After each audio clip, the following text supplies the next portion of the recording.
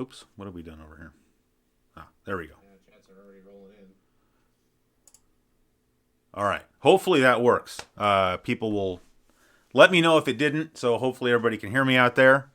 Welcome to another Tuesday night live stream. As you probably all know already, we are streaming the Atari 2600 tonight. And we are lucky to be joined by special guest Aaron, up above my head there, who your face is much bigger than mine in the stream, I hope you know. I was So going to say, that's a very bulbous head we got going on this looks there. very Orwellian at the moment. Citizen Kane. Yeah. Anyway, Aaron up there is the proprietor, shall we say, of the Friday Night Arcade YouTube channel. And just to be honest, I really don't watch that many YouTube channels. I'm gonna say I'm a busy guy, as you might imagine, and I really don't get a chance to watch too much YouTube content. And there's a few channels out there that I always make sure not to miss, and Aaron's channel is one of them. And so that was one of the reasons I wanted to have him on the show, is just for that reason. And the other reason is just that I really think that if you're someone that likes my channel, you like sort of the higher production value, well-written kind of content that is sort of presented by an adult who isn't trying to scream into the microphone and play some kind of silly character, then I think you would like Aaron's show. And so you guys should all go check it out, and there is a link down in the description. Anything else you'd like to add to that there, Aaron? Well, that's very kind of you to say, Chris, and your check's in the mail. Was that for $100, $500? No, I'm just kidding. I appreciate you saying that. Like I said the other day, I won't get, I appreciate that you would have me on, and that means a lot coming from you. And by the same token, I wouldn't necessarily agree to come on just any show. So I've always enjoyed watching your show as well, and just, I've seen your channel grow by leaps and bounds over these last few years, and it's well deserved. I enjoy your launch videos, obviously, and those are certainly the tent poles, if you will, of your main channel. But I'm actually really partial to your Let's Reads as well. I put those on a lot of times if I'm on like a long car ride or something, and even though I can't see it, but I'll put it on and just listen to it just because it's a good listen. So. Appreciate you having me on, and I'm looking forward to playing some old Atari 2600 games tonight. So this should be good. Yeah. Thank you for everything you just said there. And I should mention that then specifically. Like, I already knew I wanted to have Aaron on the show. And then, I don't know when it was, Aaron, like a couple weeks, was it 2-3 episodes ago? Maybe it's more than that, and I forgot. But you did a video about, like, I don't know if it was strictly a top 10 video or not, but it was just sort of you talking about your favorite Atari games.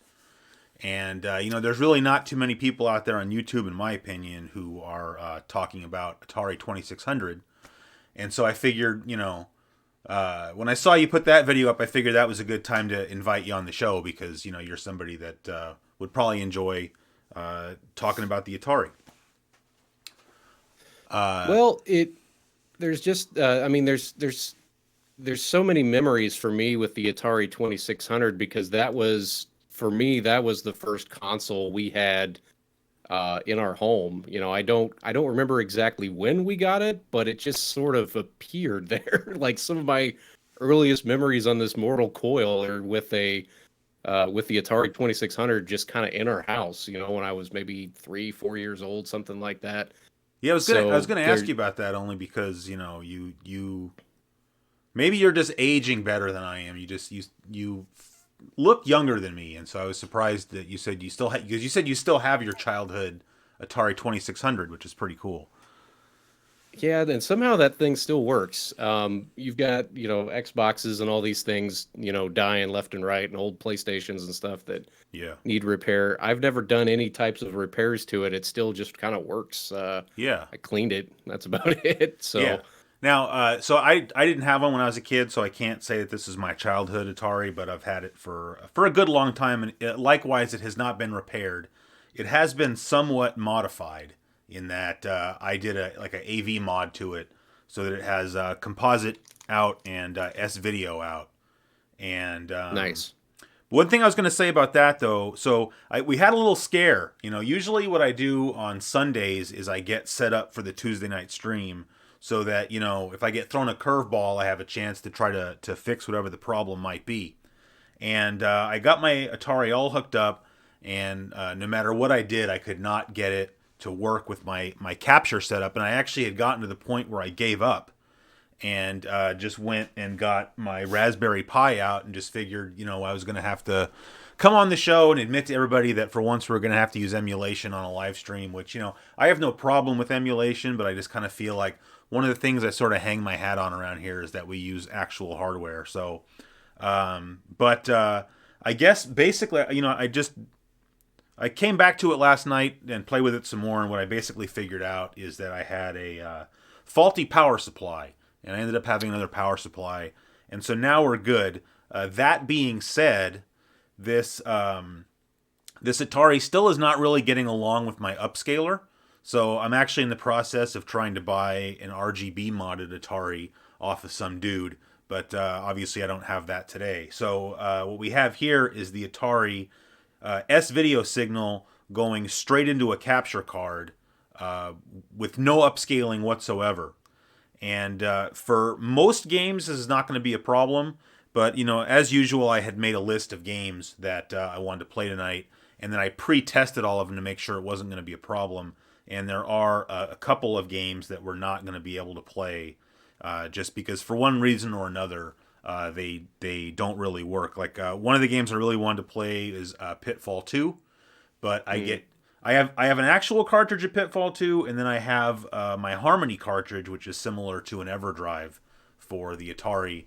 And no matter which of the two I use, I get no picture with Pitfall 2, so we can't play that. And another one I had written down was Junior Pac-Man, which also won't... For some reason, I can't see any of the pellets at all. And I tried monkeying around with the deinterlacing settings, and... no matter what, I can't see pellets. But you suggested that we play Pac-Man 4K, and I stuck that one on the SD card, and then we can see the pellets, and that's a better game anyway. So we're good as far as that goes. And then I guess just the one last thing I just wanted to kind of say, only because I feel like if I was on the other end of this, I would appreciate somebody showing this to me. Last week on the stream, I had several people who made extremely over-the-top generous contributions to the show, which is not something I expect, and it's not why I do these live streams. And I'm not showing this to anybody because I'm trying to, I could see somebody saying, oh, he's just trying to get more people to donate. And I'm not at all. I just, like, for people that made contributions last week, I just thought it would feel good for you to see where your money went. And so what I did... I've been using just like a pretty crappy old HD TV when I do these streams, and it's only a 720p TV, which is kind of causing problems. And so this week I went out to good old Costco, and I bought a 1080p computer monitor. It's nothing special at all, but for what I need, it's perfect. It's got a couple of HDMI inputs and VGA, but that way I can do everything I need to do for sort of my streaming and capture setup. So I just wanted to give a heartfelt thank you to everybody that contributed last week. So enough, as you said, Aaron, that's enough of the mushy stuff. And now we'll play some games. Somebody in the chat already, noticed that we're starting off with Space Invaders, which I'll go ahead and hit the reset button so we can start playing. By the way, somebody tell me if the game audio is too quiet or too loud. I try to get this all kind of mixed ahead of time, but... I don't know how well that really works.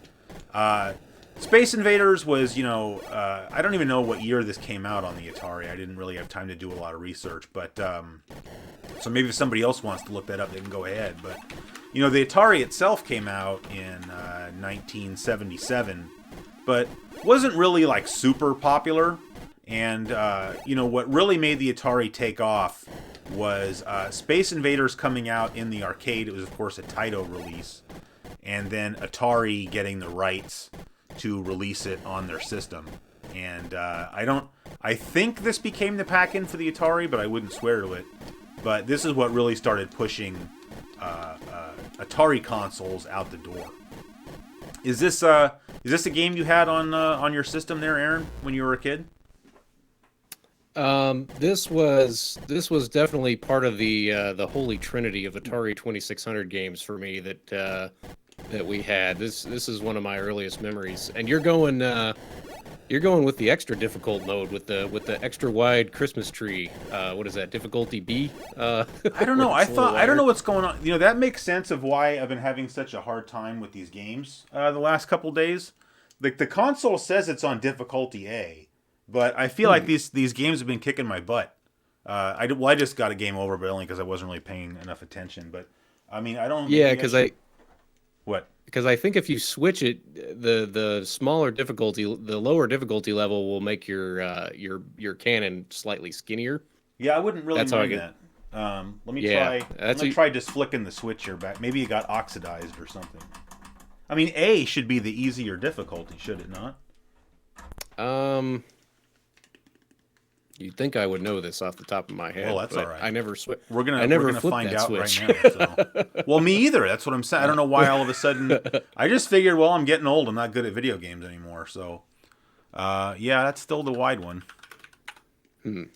Can you? Is it okay to flip the difficulty switches when the system is on, or is that gonna fry something? I think you have to. I think you just have to reset it. As long as you reset it, you All should right, be let's see fine. here. But yeah, that was totally that. It's the That was same one of the thing. ones in the shoebox full of games that we had. I had one, and then I had a cousin who was a year older than me who also had one, and we both, we would trade games back and forth Yeah. from time to time. But Space Invaders was definitely one of the ones that we had. Yeah, that's weird. That should be, unless maybe the Switch is damaged. Well, maybe when I was monkeying around in there with the AV mod or something, I don't know, maybe I did something, I don't know, It'll be Yeah, all right. Well, we can play hard games. I'll live. you just got to get good. Exactly. You just got to be better at the game, Chris. Yeah. I don't know what to tell you. Now this, But for me, I got memories of Space Invaders just because, as I said at some point on this show, my best friend when I was growing up had an Atari 5200. And he had Space Invaders, and he didn't have that many games really. And we're gonna play a couple of the games tonight. Obviously, the 2600 versions of those games. But I can't tell you like matter of factly what the first video game was that I ever played. But it's at least possible that it was Space Invaders on Jonathan's Atari 5200. Either that, or I'm thinking it might have been like Pac-Man in the arcades. Dang it! most likely, yeah, it probably was the same for me. It was either this or Chopper Command, one of the two. Just getting back to the difficulty thing, difficulty B was actually the easier one, and difficulty A was normal mode for whatever that's worth. Well, So, I might as well just roll with this um, until I die, and then maybe we'll try switching it and see what happens. I thought the ship seemed pretty big when I was playing it. yeah, because usually it's no bigger than like your thumb, but yeah, this was I mean, and to me, so as a little kid, I mean, we weren't tooling around in the arcades and stuff like that. Um, so in my mind, when I thought of Space Invaders, this is what I think of: this amount of enemies, the three shields, and then I didn't see the arcade version of Space Invaders until much later, several years down the road. And having grown up with this, I felt like the arcade version was actually, I don't know, it was so far removed from what I was used to as Space Invaders with the amount of enemy, because there's way more enemies. There's like 5 shields instead of 3. Yep. I feel like this is actually the perfect version. Like the pacing of each, Wow. every time you reset it, I feel like the pacing of the enemies and everything is just right Yeah. to me. Now the game's black and white, I think, in the arcade, and then didn't it have like a color? I want to say it had like some kind of like colored cellophane or something over the screen to make it seem like it was in color. Yeah, it's you don't have the green on the bottom, and the ships are all just kind of white, I think, and the shields are white as well. So yeah, it's very, you don't have the conflicting colors to kind of stick with it a little bit. It's just kind of, I mean, it's great. Don't get me wrong, but it's just, yeah, I don't know. I just like this version better to me. Yeah. Yeah, I mean, certainly the Atari wasn't going to win any awards back in the day for the most part, graphics-wise compared to the arcades. But sometimes as far as playability goes, these games were right up there. And I think that was part of the reason that this system was so popular once this came out was, obviously it was not a direct port of the arcade game, but it's a pretty darn good port. It recreates the experience, I would say, of playing the game in the arcades. I think so. Let's go Like I one more know time some here. games, yeah, some games people kind of gripe about. Like I've heard complaints about obviously Donkey Kong on the Atari 2600 was nowhere near as good as Donkey Kong in the arcades. But I didn't care when I was 5 years old. I still played it. I thought it was fine. But Yeah, I mean, certainly um, some ports, if you want to call them that, on the Atari are better than others. But I also think, to a certain degree, this was a time when I think people were not quite as choosy, and maybe we're just a little bit more thankful to be able to play some of these games in the home. Whereas now, I feel like in general, and I'm not saying necessarily it's a bad thing, because on one hand, it's good to have standards. But a lot of gamers have just gotten so picky and demanding about things, and I think that the whole fracas over the PlayStation Classic is sort of a good example of that. Where, I'm not saying the thing is perfect, and, I don't have stock in Sony, so I don't really care. But, like the number of YouTube videos I saw of people, saying that it's complete garbage or whatever is just, they got so overblown. But it's like people have gotten so accustomed to perfection that, anything less is unacceptable. yeah, and that's unfortunately just where we're at. I mean, how many times do you go and you look up reviews of a game? People look up reviews of a game now, and it's like, oh well, if it's anything less than a 9, I'm not even going to buy it. And it's Sure. like, what? I mean, I mean, my parents used to. Like I said, my earliest memories were having the Atari 2600 in our house. They did. I don't think they bought it for me. I think they bought it for themselves because they were just playing it. Yeah. Yeah, I mean, it was just fun. You just played it with your family or friends, and these games were meant to be fun. They're not. It doesn't. I mean, now there's an entirely different conversation to be had about games that are released that aren't done yet. Sure. You could get into a whole side quest about like early access and games like DayZ that are just, they're out and you pay for them, but they're not really done. Yeah. That's a whole separate conversation than just saying, well, I don't like this game because such, or I don't like the PlayStation Classic because of such. I guess, yeah, I mean, at some point you just got to kind of, just enjoy the game for what it is, and it's supposed to be fun. Yeah. Well, it's funny. It's kind of why I kind of stopped myself a little bit, because I kind of realized that I've had a couple of lessons this week about, how it's okay to maybe have standards and to try to hold people's feet to the fire to a certain extent and expect a certain level, of, whether it be service or product quality or something. Some people saw I kind of had a little, well, I didn't have a meltdown, but I kind of got upset over Twitter this week because I wanted to buy Katamari Damacy Reroll for the Switch, but I wanted a physical copy, so I, of course, made the mistake of going to GameStop, where, yeah. I knew what was going to happen even before I walked in, but, I couldn't even tell you the last time I shopped at a GameStop, because I already had kind of written them off. And it's just like, sometimes you have to remind yourself of why you don't shop at certain places or eat at certain places. And so, of course, I went into GameStop. Oops.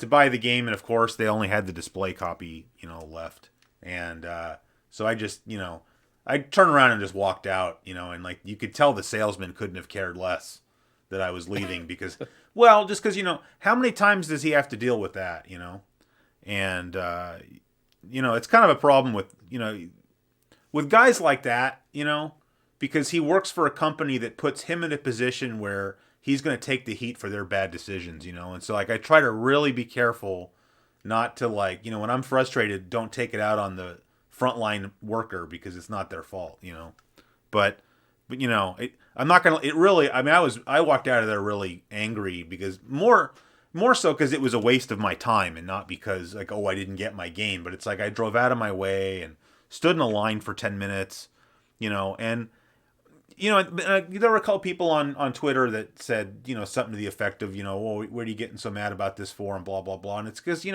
people should say something. It's like one of the number one complaints about GameStop is that they do that because there are so many ways that they could do things differently as far as that goes and make people happy, and they just don't. So, you know, but that's why, I turned around and walked out, because it's like you got to have standards, and Well, go ahead. there's a reasonable expectation of, you walk into a store, yeah, you'd like for the product to be there. I think that's different. But I had reserved it. Yeah, see, if you've reserved it, it should be there. That's why you take the reservation. Like Seinfeld did a whole bit about that. I mean, Right. that's the The reservation keeps the car here. Yeah, it's like, I know why we take the reservation. Yeah, I don't think you do. do. But yeah, like you say, it's not the guy's fault either. Yeah. The company has put him in a position to where, it's a no-win scenario for him. There's Right. nothing he can do about it. I mean, it's just dumb corporate policies. I mean, how much time do we have? I could do a whole rant about Comcast tonight if you wanted to. So, well, we won't might. do that. Keep that in your pocket. We might get to that. But what the thing that was interesting about it is, I also, I bought a Switch. I tried to buy a Switch over Black Friday weekend. Although, and that's funny because I tried to buy one from GameStop, and their server, or whatever, their website wasn't having it. And so I ended up getting one on Amazon, but Amazon they didn't lose the package. I guess it got damaged. And so even though I bought the Black Friday bundle, I didn't get it because it got damaged. Because then they sold out of it. But all I did was I made a mention of it on Twitter. I said, "Oh, Amazon lost my package, whatever," and I had tagged Amazon in the tweet. And Amazon reached out to me and said, "Well, what's going on? Let us help you." And it's like, who am I? I'm nobody. I'm not some Twitter famous person. I think Amazon just pays people to monitor social media, and when someone complains on social media, they reach out and try to make it right. And Amazon went above and beyond as far as making sure I was taken care of. But in the meantime, you can go search Twitter for GameStop, and it's 90% people complaining. And you can tell GameStop is run by the same corporate types who ran RadioShack into the ground or Circuit City into the ground. They refuse to adapt, and at some point, they're just going to finish going out of business. And we used to have 3 GameStops around here, and now we're down to 1. And that kind of tells you everything you need to know about how GameStop's doing. But because those people are trying to blame things like digital downloads. Well, digital downloads are killing our business. Yeah, I don't really think so. People like having... I'm not saying for some things, digital downloads are very convenient, but I think people are taking advantage of the alternatives to GameStop by buying things digitally or buying things from Amazon. And, which is how I tried to get Katamari, but somehow GameStop had it as an exclusive. Yeah, I think the last time I went to GameStop was when Skyrim came out. And I really, obviously I love old games, but yes, I still play new games too sometimes. Not very often, but sometimes. And even though I was buying Skyrim on PC, I still wanted a physical copy of it. I wanted the little DVD container. I wanted the disc, and all that stuff. Which, ironically, side quest to that, I still ended up having to download a patch for it to get it to work by the time I got home. Yeah. But that's a whole other story. But yeah, just the whole, the waiting in line. Me and a friend actually did it was one of the last times, it was the last time we'd ever done something like this, but we did the midnight release. So we were getting a physical copy of it right when it hit the streets, and that was cool. Yeah. And they just don't make the experience very, well, and GameStop is one of those places. It's like Best Buy, okay? And I apologize if Best Buy is one of your sponsors, but every time I go into a Best Buy, okay, I could just go in there to buy an HDMI cable or something, which normally you'd buy that off of online because obviously it's gonna be way cheaper. But sometimes you just need one. Yeah. You're in that situation. You as a YouTuber can appreciate. Sometimes you just need a VGA cable or an HDMI cable or whatever. I need it today. So I'm willing to go drive down North Prospect and go buy one. Yeah. So you go in there, and first of all, they've got their, I don't know about your Best Buy, but they redid all of the checkout lines now. So it all just kind of funnels through one as opposed to, having several. So that's strike one. But then you get up there and it's like, okay, well, would you like to sign up for a Best Buy rewards card? Okay, Yeah. well, would you like to save 10% by signing up for a Best Buy credit card? Would you Yeah. like to sign up for? Can we have your email address? Can we? Would you like to for an extra $14.99? Would you like to get the protection plan? It's like, I'm just buying an HDMI cable. Oh no. What do I have to do to give you money and walk out of the store with this product today? I don't. This is where our relationship's going to end. Yeah. There's nowhere else to go. No, They just- I definitely agree. But I've been telling stories, last couple episodes on this channel about how I used to work at RadioShack, and that was something that we had to do. And it was a running joke. In fact, that was another joke that ended up on Seinfeld. Right? Was that you can't buy anything at RadioShack without them wanting your name and address and phone number. And of course, nobody wants to give that to you, but it's like you have to ask, right? But it's just funny how it's just like either it works enough that they don't care, or people just don't learn. Because the other thing that we were very guilty of at Radio Shack was we would often only have one of something. Like if something cost more than I would say about $30, we only had one in the store, and it was the one that was on display. And if somebody wanted to buy it, they didn't get like some kind of discount. Like that thing could have been sitting out on the shelf for a year and be all dusty, but we had the box in the back and all the packaging, and somebody wanted to buy that phone or that stereo or whatever, we would just take it into the back and box it up. And I can tell you, I lost a lot of sales that way, because people be like, oh, I have to buy that one, well then I don't want it. Because we weren't, I don't think I even had the power to give them a disc. Well, let me give you, 15% off of that or something. Sure. And that's no different than what GameStop does with, like, selling you the display copy, is they're basically expecting the customers to pay for, basically the fixtures of the store, right? They should, if they're going to have one that's the display unit, then why aren't they the ones paying for that? But even though this was 20 years ago, I lost a lot of sales because of that. And the same thing still happens, because I guess they've decided that enough customers don't care that that they're just going to keep doing it. And especially, it annoyed me, and I'll stop talking about GameStop, but the thing that really annoyed me was that, like, that's the only place you could get the game physically, right? Because otherwise it was basically a download-only game that GameStop had physical copies of. So, like, if you take the time to go into GameStop, you're one of those people that wants a physical copy of the game. And all the copies sold out the day the game came out. So why did they have to open one of the copies and festoon the box with stickers? Right? Like, that's what drove me nuts. Is like, the whole reason I'm here is because I'm that guy who wants a nice boxed copy to have on the shelf, because I've got a little shelf queen streak in me. It's like, oh, well, this one's got stickers on. Well, then I don't want that anymore. Then I might as well go home and just download it. Anyway, that's enough of that. But so since that's probably enough Space Invaders.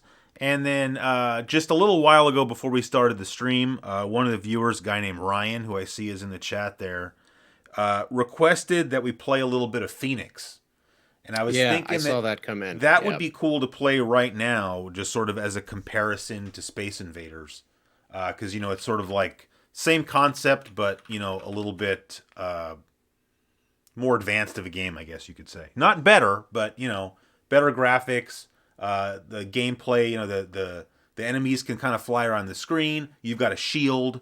So I thought it'd be cool to check that out. Now, because I'm using one of these flash carts, every time I change games, I have to power cycle the console and then find the game in the menu here. So, and by the way, just this is not a sponsor or a plug or anything. Just if anybody out there has an Atari and they like to play it and they want to get a device like this, it's called a Harmony cartridge. And as far as I know, you can get them from the Atari Age store at atariage.com. And nobody's paying me to say that. I just figured somebody might want to know. So I actually bought my stuff Harmony like cartridge. that's nice. What's that? Oh, I was just gonna say, yeah, that's probably handy too, because Atari 2600 cartridges are kind of a booger to clean. Like, if you're just to take apart individually and mess with them, and they hide the screws underneath the label, so you have to kind of just push the little. You've either got the cartridges like this, where you don't really have ready access to the PCB unless you stick a flathead screwdriver in there and pull a little lever to Right. open it. Or like an Activision cartridge here doesn't have that. And you can get in there with a cotton swab, but you certainly, like I like to clean my cartridges with an eraser, maybe use some deoxit. And as you just said, you really can't do that here because they stuck a sticker over the screws, unfortunately. Anyway, all right. So this is Phoenix. We'll play a little bit of that one. Somebody asked, I wonder if CGQ will ever do a Q&A live stream. Well, you can always ask questions on any live stream. So probably don't really need ask to do away. it. I'm watching the chat while he's playing. Oh, so yeah. feel free to Aaron's like in charge of jump the in. chat. So anybody that wants to ask a question, he'll pass. Or if you got a question for Aaron, by the way, feel free. Yeah, I'll be here all week to answer your hate mail, so jump on in. It's So you can see this game is a little bit faster, and is difficulty B the harder one on this one? Because I feel like this is harder than the last time I played it, which was about an hour ago. Oh, well, B is supposed to be easy, but Well, maybe I just suck. well, That's I mean, no offense, but no, I'm just kidding. yeah. Somebody in the chat there asked if I'm using an upscaler. So we already talked about that. I'm not using an upscaler, but this is S-Video out of the Atari. It looks really good though. Yeah, it does. Now, just to be fair, I did a little bit of sort of post-processing on it here in OBS to just sort of adjust the color and the brightness to make it look better. But it's funny. I actually turned I think the default setting for sharpness is like having it turned up halfway, much like most televisions these days. But I actually turned the sharpness all the way down to 0, and I think it actually made the image look a little bit nicer. Because you don't get some of that, well, I don't know what you call it, but you get sort of these little extra lines drawn around some of the pixels when you try to crank up the sharpness, and that got rid of those. And the only other thing I did, so this actually also does like a faux stereo mod. But I tried playing it, I think if you're playing it in person, it sounds kind of cool. But I kind of felt like it was going to be distracting on the stream. Because it basically just takes some sound effects or music and sends them to one channel and others and sends them to the other channel.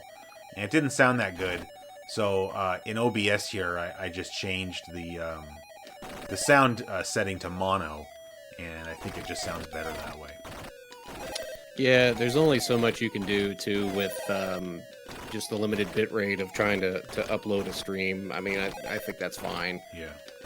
We've got a request from it's Eric. It looks like it says, "Please suggest Bobby is Going Home." I've never actually played that one before. I've heard the name. It sounds familiar. It's a 2D platformer. Came out in 1983. We can load it up and check it out if it'll run. So anything anybody suggests, I can't guarantee it's going to work with the capture, but the vast majority of games that I've tried did work. So, but I had a couple different, like some of them I wouldn't get a picture.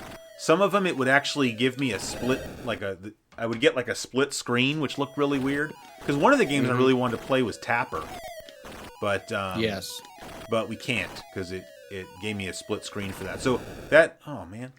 That's actually why I haven't ordered it yet, but why I'm trying to get the RGB modded Atari is not because I'm worried about the picture being sharper, but I'm hoping that'll clear up the problems with sort of the syncing. Hopefully that means I can play all the games.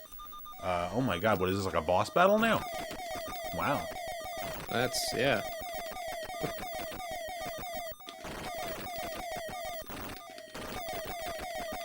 But it's funny because I have this Atari, and then I have another Atari that I bought because I was gonna make an S-Video modded Atari for a friend of mine, and I've had it for probably 2 or 3 years. Like I just never got around to making it for him. I started it, so I have like a half modified Atari in my garage, and but then the RGB mod came out, and I figured he's probably not. He's one of these guys. He's kind of like me. He's all into the upscalers and everything. So I don't think he's gonna want an S-Video modded Atari. But I even bought a Harmony cartridge. He was gonna pay me for all this stuff. But I bought the Harmony cartridge and everything.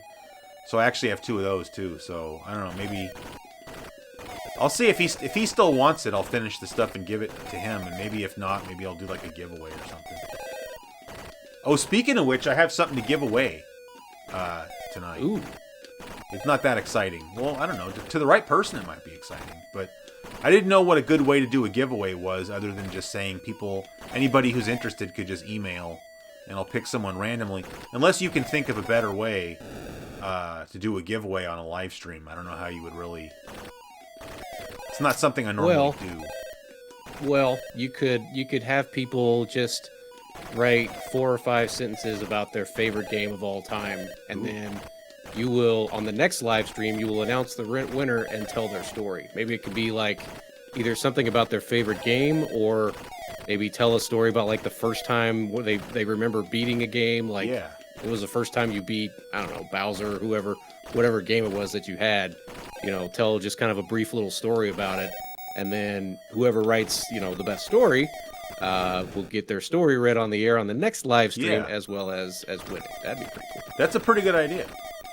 Just off the top of my head. Yeah, no, that's a good idea. Maybe when we finish with Phoenix, maybe we'll take a quick break and I'll I got it over here. It's like I said, it's nothing major. It's not like I'm giving away an Xbox 360.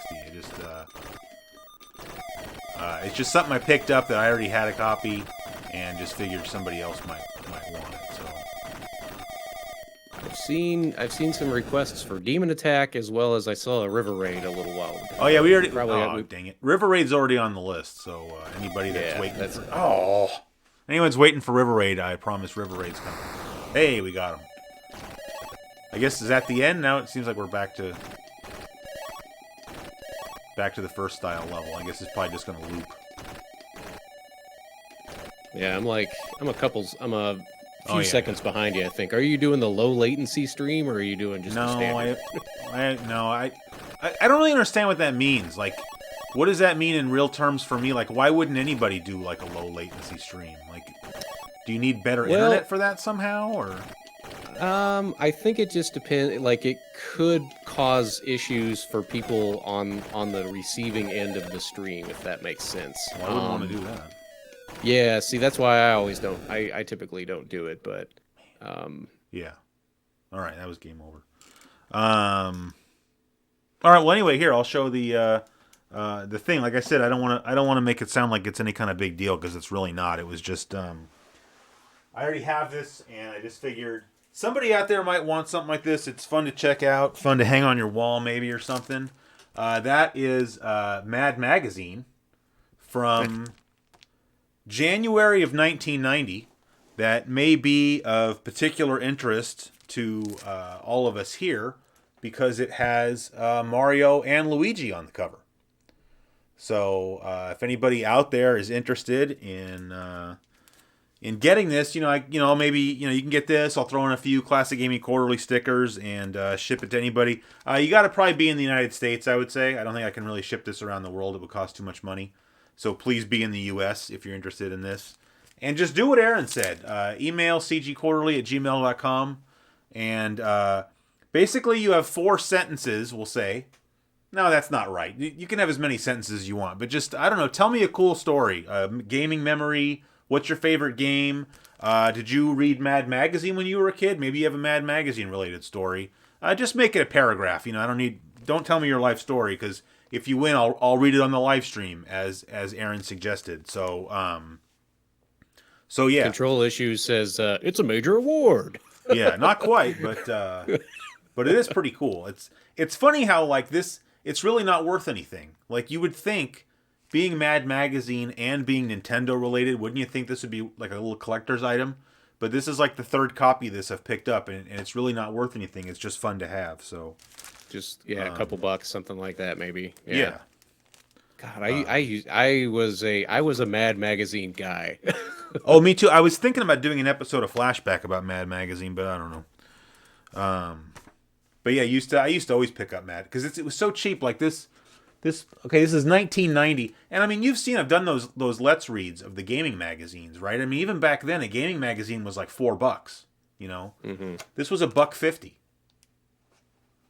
And it's weird now. Like, I remember when I was buying it as a kid, like it never had any actual advertisements in it. All of the ads in it were just like Yep. gag ads that were just for laughs. And like, if you buy a Mad magazine now, I remember the first time I flipped through a Mad magazine now, it actually had real ads in it. And at Yeah. first I was looking at it and I was like, I was like, well, where's the joke? And this is like, oh, this is just a real advertisement. Yeah. Like my childhood died a little inside. Yeah. Times are tough. Times are tough for the publication Yeah, I mean, they got to do what industry. they got to do. Somebody asked what Yeah. the email address is again. It's just cgquarterly@gmail.com. That's the official show address. Somebody wants to know if I'll sign it. Yeah, I'm not really usually into signing stuff that I don't think is my own work or whatever, but sure, I will. So next, I thought, yeah, we'll play this. We'll just play this one for a few. I mean, I think all these games we're just going to play for a few minutes or whatever. But this is another game. Go ahead. Atari 2600 games tend to only last about 5 minutes. It's Yeah, very that's the rare great that- thing. I mean, we can really like power through a bunch of games.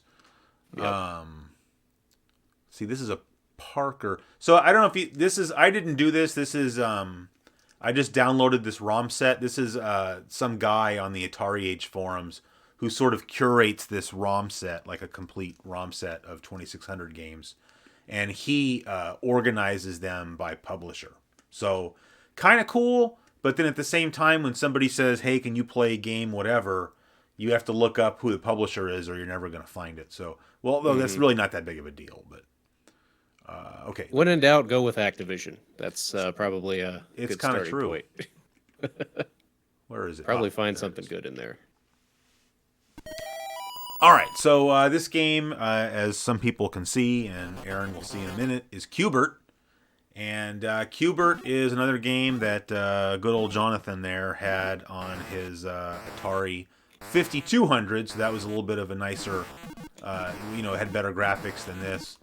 But I will say, though, I think that sort of that wonky Atari 5200 controller, maybe not all that well suited for, really for most video games, if we're being honest. But certainly not for Qbert, in my opinion. Speaking of controllers, so I'm just using the stock Atari, I don't know, CX, whatever the hell it is, controller. But this I mentioned on, was that on a live stream? No, that was in the last episode of Flashback. I talked about there's this website called Best Electronics that still sells like Atari stuff. And one of the things that they at least sold for a while was an upgrade kit for your controller that gave you a much stronger joystick shaft, so you didn't have to worry about breaking it. Like, if you play certain games like Activision Decathlon or something, where you're like, jerking the stick back and forth there, you can snap the joystick. And so this one's reinforced, but then it's also got like reinforced button domes on the PCB that actually make the joystick feel a little bit clickier. In a good way, in my opinion, when you press the button too. There's 5 domes on the PCB, right, for the 4 directions and the button. They all feel a little bit clickier. It's like a little bit nicer tactile feedback, maybe something sort of akin to using a mechanical keyboard, I guess. Somebody asked what the subject line of the email should be. It's not really important. I don't get that much email that, I read every email that comes to that email address. So, subject line is unimportant. Yeah, I suggested like just make it CGQ contest or something. I don't know. Sure. Yeah, you're talking about controllers. I didn't know that this existed, but I'm gonna track one down at some point. I may just cave and get one off of eBay. But they actually at some point, and this was an officially released thing, but Atari made a wireless controller. Oh yeah, I've seen those. I've never actually seen it in action, but of course now that I know it exists, I want to track it down and try to do a video on it. But like, I'd be curious to what's the lag like on it and stuff like that. Just like what? I think it used like some kind of radio RF frequency or something. I was going to say it doesn't use IR, so dang it. So it might not be too bad actually. I don't like IR controllers because it's so easy to lose the signal, but The only thing that's funny about those, for anybody that hasn't seen one, is they have they have big antennas sticking out of the front of them. Oh yeah, they're like old school rabbit ears. Looks like a cordless phone antenna or something. Yep. Yeah, there was two different versions. There was one that was officially released by Atari that had the rabbit ear antenna, like the pull-out antennas, and then there was one that just kind of had the little rubber-tipped antennas that were kind of like the Roger Murtaugh Lethal Weapon bag phone that he had. Yeah. So it was just kind of something like that. Yeah, I didn't know. I think I've only ever seen the second one. I didn't know that there was a telescoping antenna version. That's kind of cool. Yeah, there was one that was an official Atari release, and then there was just one that was third party. I don't know which is better. I'd probably opt for the Atari one just for posterity, but... See, kids today will never know what it's like to have a cordless phone with one of those telescoping antennas that has been bent a little bit so that you can never shove the antenna back in again. Yeah, yeah, and then oh gosh, I remember when I was a kid, we had these. My cousin and I had these walkie-talkies that we would play with, and invariably, yeah, at some point, about a year or two into it, one of them got bent. And they were like the old school, really nice walkie-talkies with the telescoping antenna. Yeah. But yeah, one of them got bent, and then it was just kind of always out, and it never really worked right after that. Did these walkie-talkies have the Morse code button on them or no? Oh yeah. And you'd sit there and beep it, but we didn't actually know the Morse code. Although I think they actually had, maybe on the back, it had, the little key. Yeah, it had a key on it. Yeah, I think I had some of those that were, I'm sure they were made by many different, brands or whatever, but I had a set of those that were made by GE. Back when GE was a good brand. Oh man, I forgot about this level. So this is actually farther than I usually get in this game. So this is kind of a tough level because every time you step on one of these steps, it changes color. And so if you step on the same step twice, it will change back. Ah, here we go. I can see it now. I was still on the previous level. Oop. Oh, I just committed suicide accidentally. All right, I got game over. That lasted pretty long. Maybe that's enough, Hubert. I don't want to bore people. I'm seeing lots of Activision love, so we probably better. Yeah, I think probably we better should. just go ahead and give them River Raid. All right, let's do it. That's my 2 cents. Yeah, now River I'll Raid's warn always a good people I'm choice. not good at River Raid, but Oh, I'm freaking terrible at all it. right. But in my opinion, it's one of the best games on the system, if not the best. Well, no, I wouldn't go that far, but top 10. Here, I actually have that one for anybody who wants to see. There's what River Raid looks like. It's got a little bit of Actiplaque over here. That's what we used to call, these Activision cartridges. The glue, for some reason, over time soaks through the label and gives it Actiplaque. I don't know. You have because you've got a bunch of cartridges, don't you? Atari cartridges. I think I've probably got about 30, maybe, actual cartridges. 30 or so. Some of which are the ones that I actually had from my youth. Yeah. And then some of them that I just picked up at flea markets and garage sales and stuff like that. Yeah, and then River Raid, I think I talked about this in the video, but it always kind of blew my mind because this was up to this point, most of these games kind of just took place on one screen. Space Invaders is kind of just one screen. Whereas this, you're actually, moving, and there's, trees and stuff going by, and it kind of feels like you're in an actual, tangible world to move around in a little bit. And apparently the way they did this was it was all procedurally generated. So what you're seeing wasn't actually there. There was just the code to tell it what to put there. But it was, even though it was going to be the same thing, it wasn't randomly generated, but they were procedurally generating like all those little, like the little buildings and stuff and where all the enemies were. That was all being procedurally generated on the fly while you're playing. So that's how they were able to fit that much more stuff into that tiny of a space on the cartridge. That's pretty cool. And it looks like you got a bit barn Dang it. BitBarn chipped in $5 for the stream. It looks like. Oh, cool. Thanks, BitBarn. Appreciate that. And I've actually got Keystone Capers on the list. And anybody that's either followed the show for a long time or gone back and binged watched my old episodes, which if you haven't, please don't, because they're not good. That was one of my first videos I ever made. I started off doing not mostly. I only did like 3 maybe or something, but I reviewed a few 2600 games. I figured that was kind of a cool way to get my feet wet and try to learn how to make YouTube videos. And Keystone Capers was one of the. It was that and Sequest were I think like maybe I'm probably misremembering, but TNC Surf Designs for the NES, and then Keystone Capers for the 2600, and Sequest for the 2600 were I want to say that was the first 3 videos I made, maybe not in that order, but maybe I'm wrong and I'm forgetting something,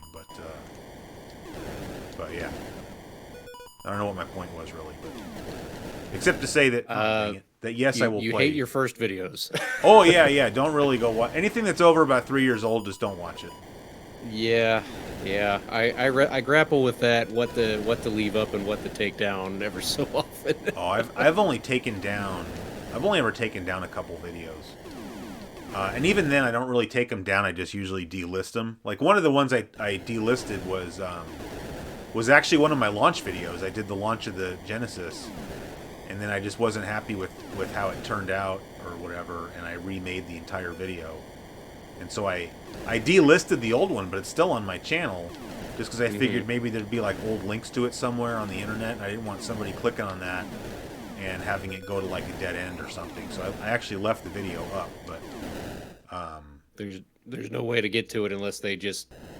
Like you don't even have a playlist that links to it or anything like that. Right, you'd have to actually have the link. It's not like it was bad. It was just that I wanted to make the launch of the Sega Master System, and I figured if somebody was trying to follow like a logical progression, they would watch the Master System video and then go watch the Genesis video, and they would go from a video that, at least in my opinion, was pretty good to one that wasn't, and I just thought that wouldn't work that well. So because I did the Master System one, I ended up redoing the Genesis one, so it was like twice as much work.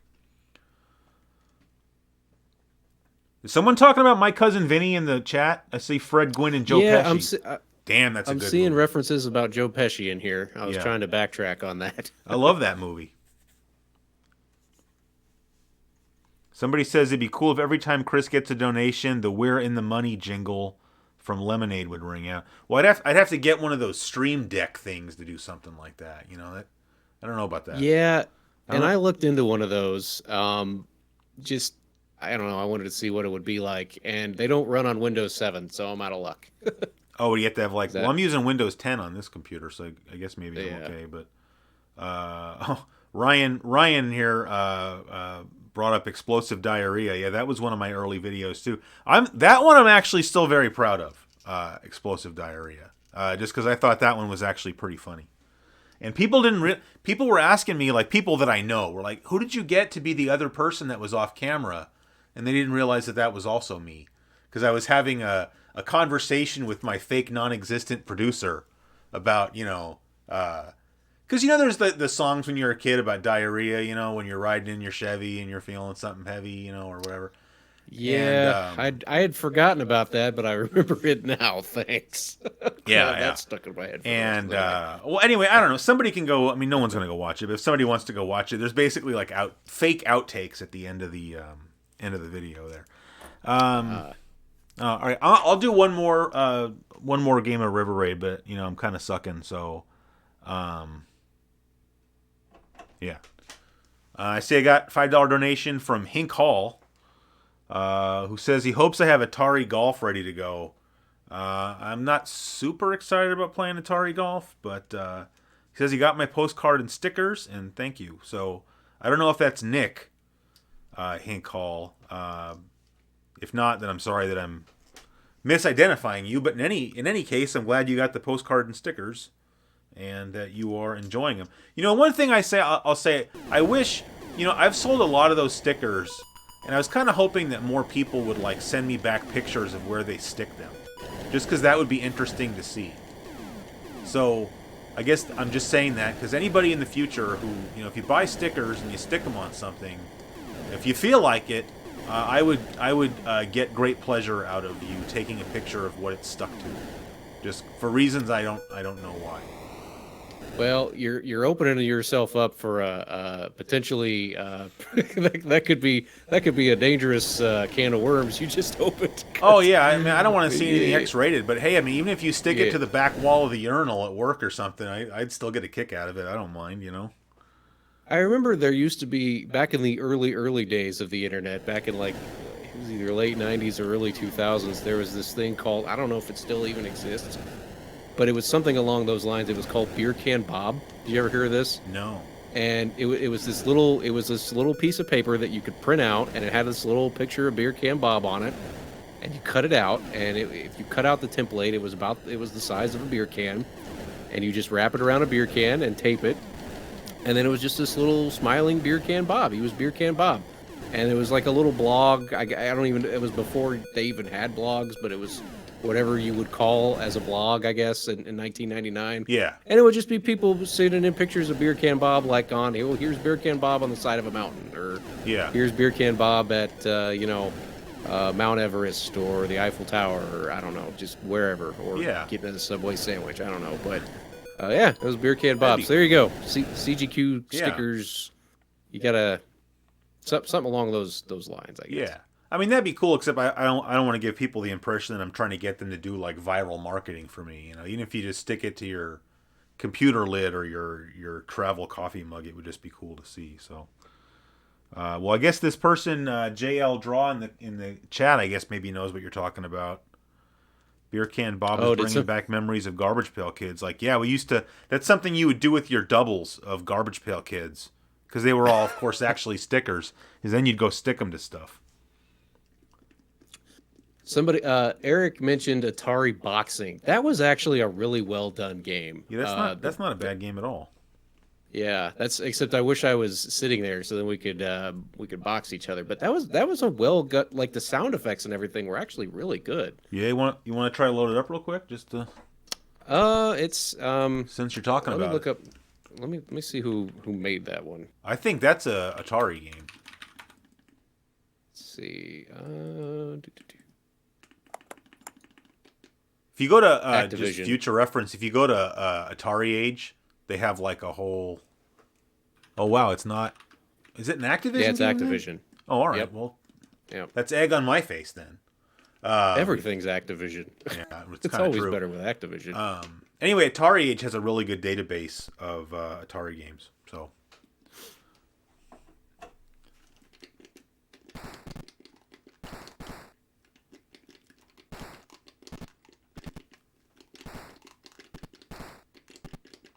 Yeah, boxing was one of those games we had. Boxing, and then another one that we always used to play that probably would seem, a kid now would look at it and think it was the dumbest thing ever, but like Stampede and stuff like that. I mean, it's just a really simple thing, but the sound effects were cool and it was just kind of fun, and yeah, I don't know. I thought it was cool. If we're going to talk about guilty pleasure Atari games, have you ever played Atari Bowling? I think I have. I think that was one that my cousin had, and then we'd play that over at his house from time to time. Yes. Yeah, I don't know why I used to find that game very entertaining, so I used to play it. I don't have it down here; it's upstairs, but I have a ROM hack or whatever you want to call it of that game. That's like a popular thing. That's something I guess we'll talk about because I want to play at least a few homebrew games. Is that the Atari has a very active homebrew scene. Yes. And that includes just graphical hacks of Atari games. And I have this graphical hack of bowling called Cosmic Bowling. And all it really is like a palette swap. Because your guy looks like an alien. It looks like he's like bowling in space or something. But another one I have that I actually got for free is called Borg Wars Asteroids. And it's just like asteroids, but all of the asteroids look like the Borg spaceships from Star Trek: The Next Generation. Oh, they do. Yeah, they got the little cubes. That's cool. Yeah, I got that Yeah. at Classic Gaming Expo one year. This guy that made all these homebrew games, like, he had a booth, and he came out to this party we had, on Saturday night or something, up in a hotel room, and just brought some copies of his games and was just handing them out to people, and that's how I got Borg Wars Asteroids. That's cool. Yeah. Yeah, I found a. Is that just the end of the game or the end of the? I think it's the end of the game, huh? Is it just one round? I think it's. So I won then. Oh, you've got a time limit. Yeah. So. Yeah. Well, can you knock the guy out, or is it just who scores the most points at the end of the game? I think it's just a scoring decision. Oh. Yeah. Well, that's still pretty cool. Yeah. Yeah. But yeah, I know that there's a homebrew, like a ROM hack of somebody modified combat where you could actually just play it one player, like they gave the second player AI. Oh, that'd be nice. Yeah, because combat's that's a great kind of game. Crappy that the pack-in game for the Atari was 2-player only. Yeah, because if you didn't, if you didn't have a brother or a cousin or something to play against, you were just kind of out of luck on that. Yeah. So I kind of feel obligated to play a little bit of golf, just because the guy, he did. Oh, absolutely. Okay, good. Yeah. The guy's got stickers and he chipped in $5. I think you have to, Chris. Yeah, yeah. No, that's cool. Is that an Atari game? Let me look here. Yeah, here it is. Got it. Yeah, Atari. Yep. All right. I actually don't remember this being that bad of a game, but I got to figure out how to play it, though. This was released in 1980. Wow. Oh, we don't want to go that way. Oh, all right. I get it. All right.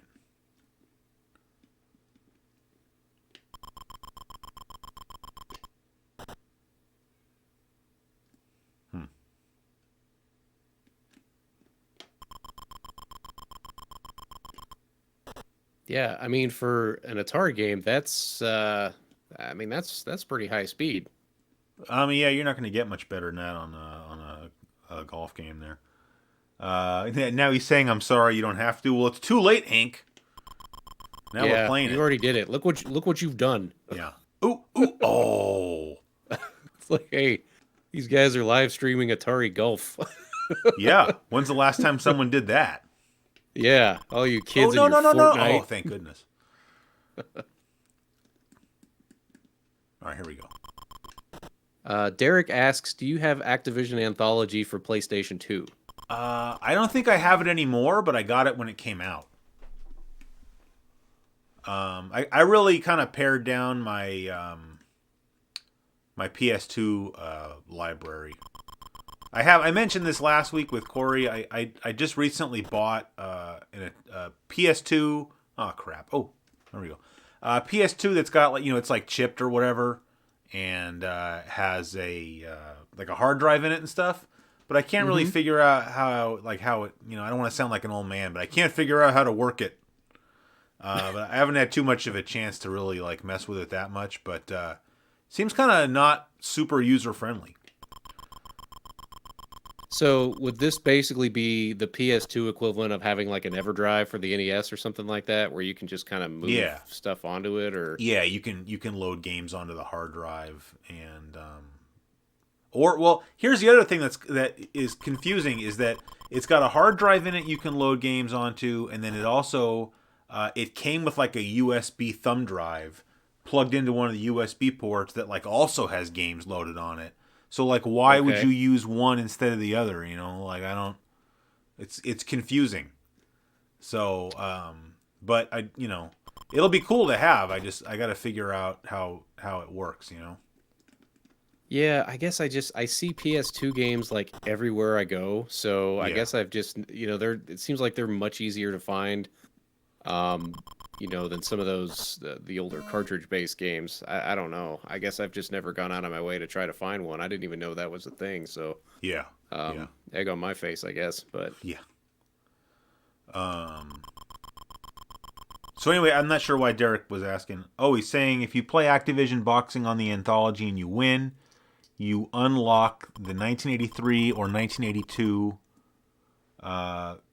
Activision corporate advertising video. That would be cool. I didn't know it was full of Easter eggs. That alone is a reason to check that out. I'm pretty sure I don't have it anymore, but I know I bought it when it came out. Wait, is this going the right way? Ooh, no, that wasn't going the right way. Ryan says USB was too slow to load games well on PS2. So can I just quit using it then and then just use the hard drive?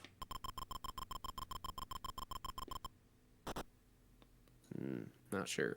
I don't know. Corey said he was going to help me with it, but he's busy. I don't like to bug him. Yeah, they've kind of got a lot going on there. Yeah. Well, he always reminds me, too, that he's busy whenever I ask him for anything. Well, I'm busy, but, I'll do it just this once. This one time.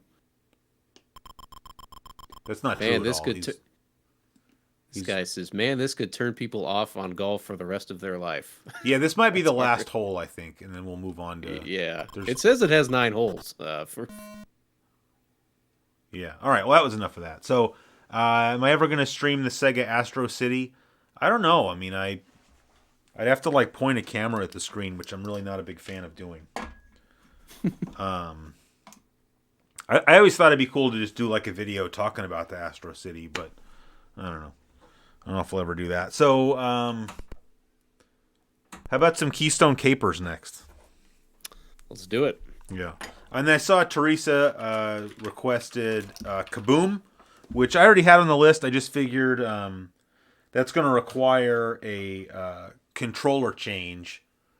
So, and I know I told you the other day that I was going to come up with a list of paddle games, and then I didn't. So, but we should play other paddle games. But I'm saying I'm not prepared with a list of paddle games.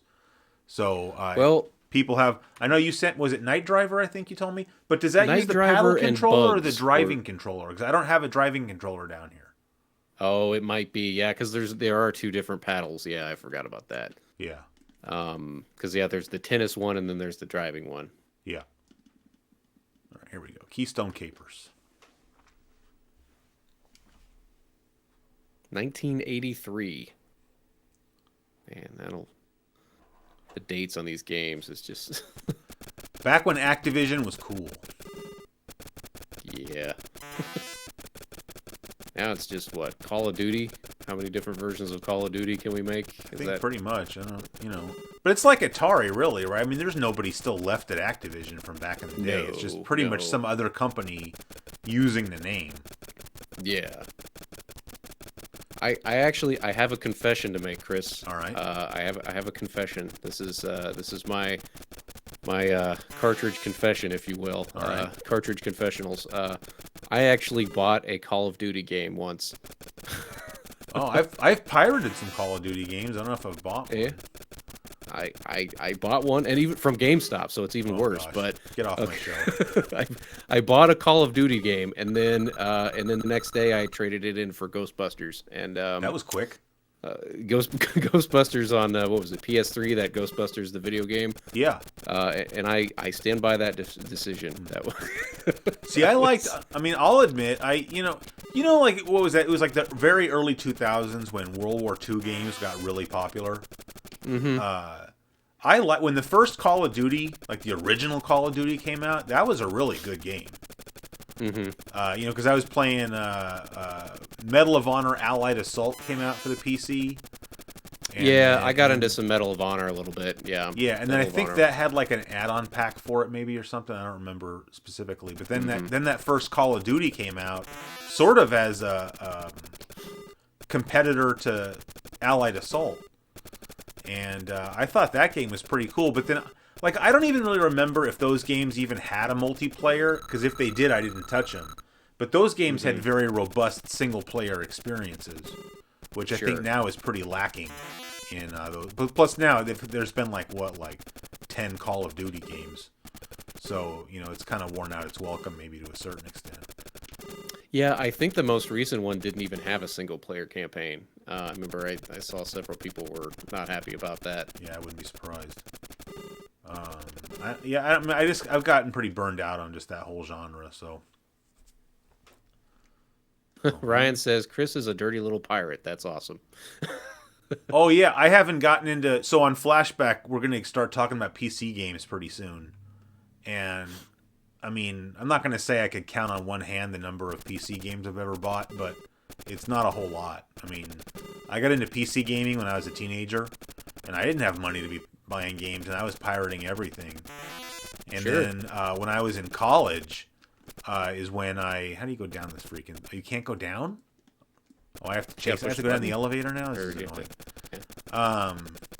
When I was in college, my roommate was one of these guys that ran like this humongous FTP site. Like he didn't even upload anything himself because his site was so popular. He just had other people upload stuff for him, And so he had like every single game like the day before it came out. Like just automatically. Oh, yeah. Are you kidding me with this guy?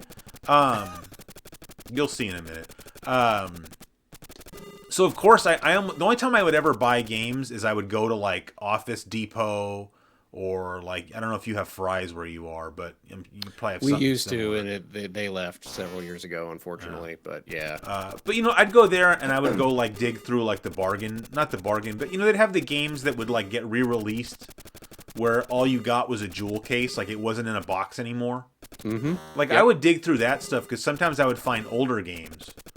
Because Sure. so I got from my roommate, I got Civilization 3 right when it came out, and I really liked it. And so then I would go to like Office Depot or Fry's and stuff, and I looked for like the older Civ games, like Civ 2 or Call to Power, just because I wanted to check out other games in the series, and those were games he didn't have. Although even then, I could tell him like, hey man, can you get me a copy of whatever? And he would just go into like the IRC chat room for his, FTP site and just be like, hey, somebody upload whatever, and they would do it. So And there it is. There you go. yeah, that was a cool roommate. That guy was kind of a weird guy, but for that reason alone, he was a cool roommate to have. I think everybody has one of those that guys in their life at some point or another. I had a guy. It was through a mutual friend that I knew this guy, but he was like the guy that could get you movies before they came out, you know. So like I remember one night we had like an Oscar party and just watched a bunch of movies that were nominated for Oscars. Oh, nice. Even though none of them were out on DVD yet. Yeah. But we had them. Be like the screener copy or whatever. Yeah. Dang it. Vinny asks, what did you think of the Ghostbusters video game? I think he asks me, but probably either one of us. Well, I haven't played it, so I'm Ghostbusters going to let game. you just take that one. Well, I won't take up too much time with it since this is please do. an Atari stream, but the Ghostbusters, for everybody that was like clamoring to get a Ghostbusters 3 movie, like with the actual cast, basically just go play Ghostbusters on PS3. I thought it was fantastic. I thought it was very well done. If you haven't played it, it's definitely worth playing if you were a Ghostbusters fan at all. That's one. In fact, that's one I'd like to get it again at some point. Of course, that's back when I was the broke gamer, so I ended up having to trade it for something else. But I'd get it and play through it again. I thought it was great. I mean, it had all the characters' voices in it. The story was written by Dan Aykroyd and Harold Ramis. I wonder if there's any chance of it getting like re-released on like the Switch or the PS4 or. I don't know. Like, I don't know how that works with a game like that, since Yeah. there was, it's like being a movie thing and they have to get the rights to the music and all that stuff. Yeah. I think it's one of those PS2 game or PS3 games that kind of still sells for like $20 or $30 on the secondary market too. 'Cause, Oh, I mean, wow. especially with the new one that came out, it's still kind of. I mean, it's a short game. I mean, you can beat it in like 4 or 6 hours, but it's fun to play. It was like playing through the movie. Yeah, that's cool. That makes me want to check it out. So somebody in the chat mentioned 56K, and so that kind of just I left out a crucial part of this whole thing. So when I was in college, the first couple years I was in college, I lived like just in an apartment off campus, and then this would have been like early 2000s, and so I still had a 56K whatever. But then when I moved in with this guy, the pirate guy, it was in like on-campus housing, and so we had the same like network, we all had Ethernet ports in our bedrooms, and oh man, and so we had ridiculously fast internet connections, and so you could download anything you wanted like super fast. So that's the only reason we were able to do that. That was also I got my Dreamcast when I was in college, and that same guy used to hook me up with Dreamcast games because that was before I lived with him. He was my friend before I lived with him. And he would just get the dudes in the IRC chat to send him Dreamcast games, and then he would burn them for me. So I'm part of the reason probably the Dreamcast went under, which I certainly don't feel good about. But shame, shame, shame. We know your name. Yeah. Well, the worst part about that really, is that I also had a PS2, which of course I don't even know if they had PS2 chips yet. But, I used to spend a lot of money on PS2 games when I was in college. Like, like when I was in college, like I had to put myself through school or whatever, like I had a job, but, I also got financial aid. And, we got financial aid. You got your check, like at the beginning, because we were on the quarter system. So, like, 3 times a year, financial aid would, like, pay out to your student account. And it would, like, the first thing it would do is pay off your tuition. And whatever was left, you literally just got a check that you would go pick up. Yep. And so, like, the beginning of every quarter, you would get this fat check. And, like, I would always go, like, I'd hit up Circuit City or Best Buy. I'd go to Costco and buy a bunch of food. And then, as soon as, like, I got done playing those games and, like, I ran out of, like, Costco chicken bakes, I was renting games and eating ramen noodles for the rest of the quarter. But so my point is, I used to drop plenty of coin on PS2 games, but I of course never bought Dreamcast games because I could get them for free. So I was part of the problem as far as that goes. But I guess it's probably human nature. But I'm not.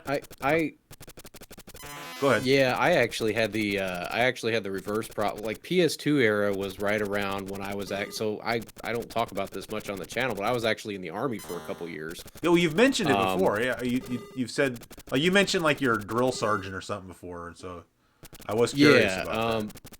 Yeah, so I was in the Army for a couple years in the early 2000s. Now I wasn't I literally did my entire 2-year stretch at stateside. Like I never went anywhere, so it wasn't anything like that. But that was the point where, because I was the broke guy, college guy doing trading in games and stuff before I went to the Army. When I was in the Army, we made it single soldiers stayed in in the barracks, so your housing was paid for. So you had a check for like you had a deposit in your account for a couple grand every month, and you could just do whatever you wanted with it. I mean, paid for your cell phone or whatever. By the time you did that, so yeah, it like that was that stretch where I was going down to the PX and just buying games like, this looks interesting, I'll buy this and try this out for a little bit. And I think I'm like Grand Theft Auto 3, Red Faction, stuff like that. I went through a whole stretch of time there while I was playing PS2 games, and then yeah, when I got back out, it was I had to say goodbye. I did my 2 years and then went back to school using financial aid from the GI Bill, and it was the same thing, having to go through the whole deal with the financial aid checks and stuff like that. And it was just get your one game for the quarter or whatever. But yeah, we were living high on the hog there for a couple of years while we were in the Army. So well, for me, I mean, it wasn't like my financial aid was in the form of student loans, so it's not like, cause somebody was asking, did you use your financial aid on video games? Yeah, I did, but it wasn't like scholarship money or grant money. It was like student loans. So right. I mean, my student loans are all paid off, but certainly I paid more than retail price for those games because it was loan money. But sorry, I didn't mention, these streams are kind of long, and sometimes I get a little bit hungry or something, so I brought snacks. So I'm going to take a quick break here, and I'm going to eat a Satsuma mandarin, which they don't sponsor the show, but I wish they would, because it's my favorite fruit. Satsuma mandarins, only available about 1 month out of the year. Nice. Yeah. We need, I need some big mandarin money. I need a beer sponsor, and I need a sausage sponsor. Because I'm tired of giving the beer and sausage industry so much free advertising on my social media. It's unacceptable. there's got to be a way to work that out. I would think that there's got to be a way to make that happen. I mean, well, you know what's strange is that I don't try to find sponsors very often, but anytime I've ever tried to get a sponsor for the show, I get completely ignored. Like, I've been sponsored by Dollar Shave Club and Sega, which was cool. That's you've made it, and they both came to me. But when I try to reach out, I've tried to reach out. I'm not going to mention the companies, I guess, but I've tried to reach out to companies that I thought would be interested, and I don't even get a reply. So I just figure like I'm just going to hang back and do my thing and let people come to me. But Sierra Nevada, if you're out there watching, I drink a ridiculous amount of your beer, and you've got tons of free advertising behind me. So anyway.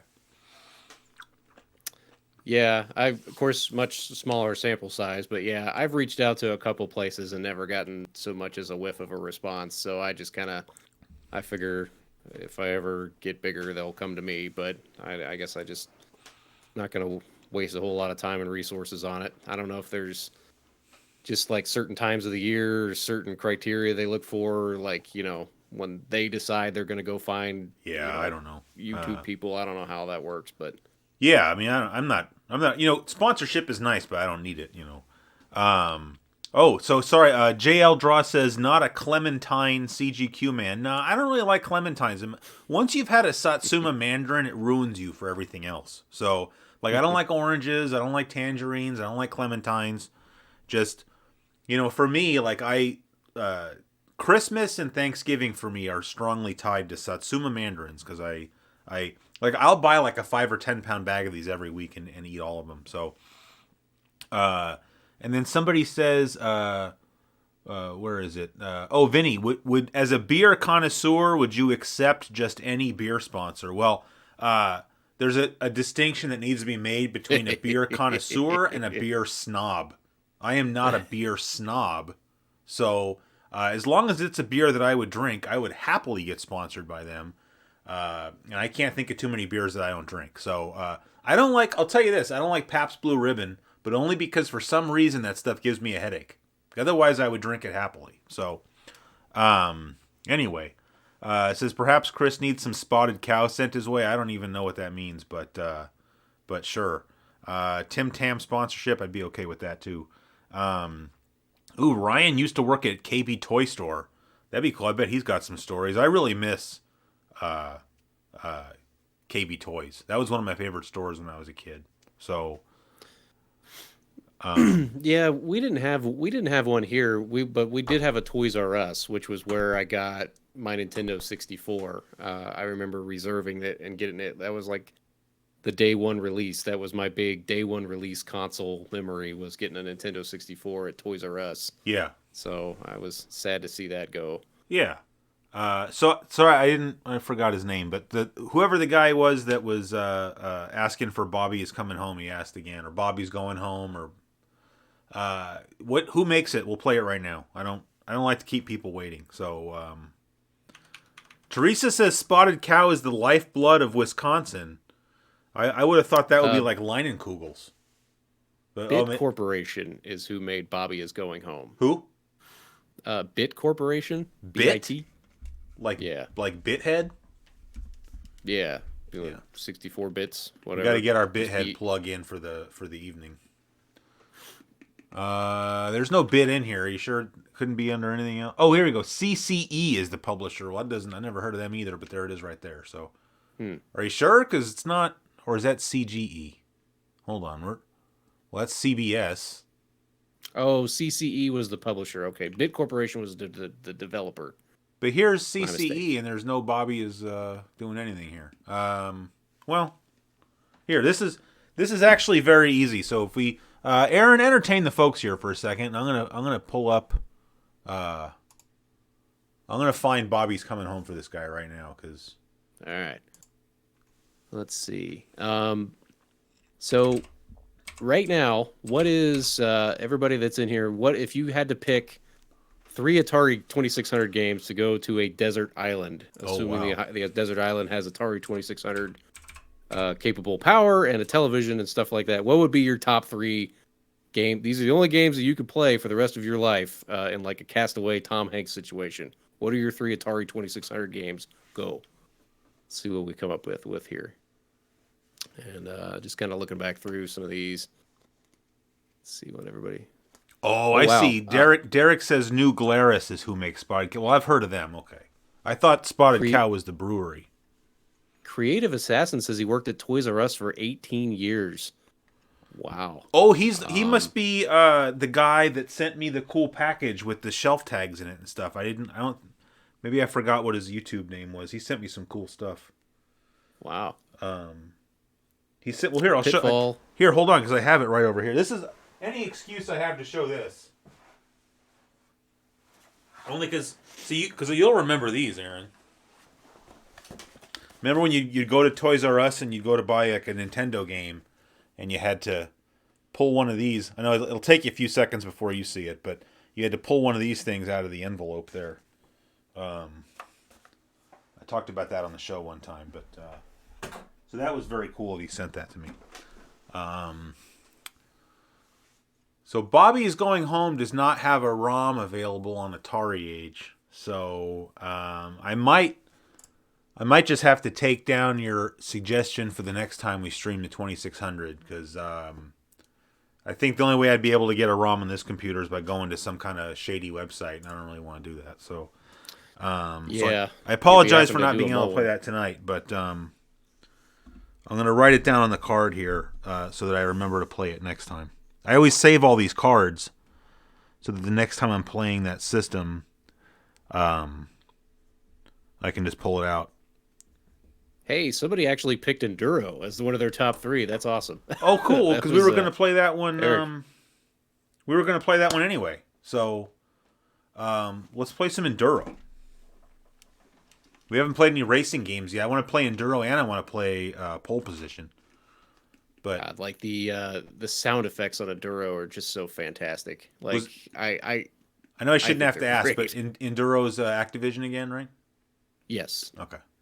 Sorry, I know I should know that, but yep, there it is right there. Oh, somebody mentioned Egomania as a good paddle game. Yeah, that was one that I saw too earlier today. I didn't include it in that list that I sent you, but that might be a good one to try as well. All right, well here, I'm going to write it down right here under paddle games. Egomania. Yeah, I remember I used to have Egomania. So yeah, it's interesting. Like I mean, I'm not trying to brag or nothing, but before I got this Harmony cartridge, I think my Atari 2600 collection was like the biggest collection I had. I had like 200 Atari 2600 cartridges. Oh wow! Just because I mean, I don't know how it is anymore because I don't really hardly go video game shopping anymore. But it was almost like buying baseball cards. Like you could go to like the flea market or anywhere else, and you'd constantly find Atari cartridges for like $1 a piece. Yeah. And so it was super easy to build up like this big collection. Because even like an uncommon Atari cartridge would be like $5 instead of $1. Yep. And so it was so easy to kind of build this big collection, but it ended up taking up a lot of space, because, I mean, 200 cartridges of anything is kind of a lot. And so when I got this Harmony cartridge, I ended up getting rid of most of my... I still have, I don't know, 10 or 15 cartridges, but I got rid of most of them. So I know you're a few seconds behind there, but we just went through our first little scene change or whatever in Enduro, where now we're in the snowstorm, which obviously the challenge here is that you can't see your own car.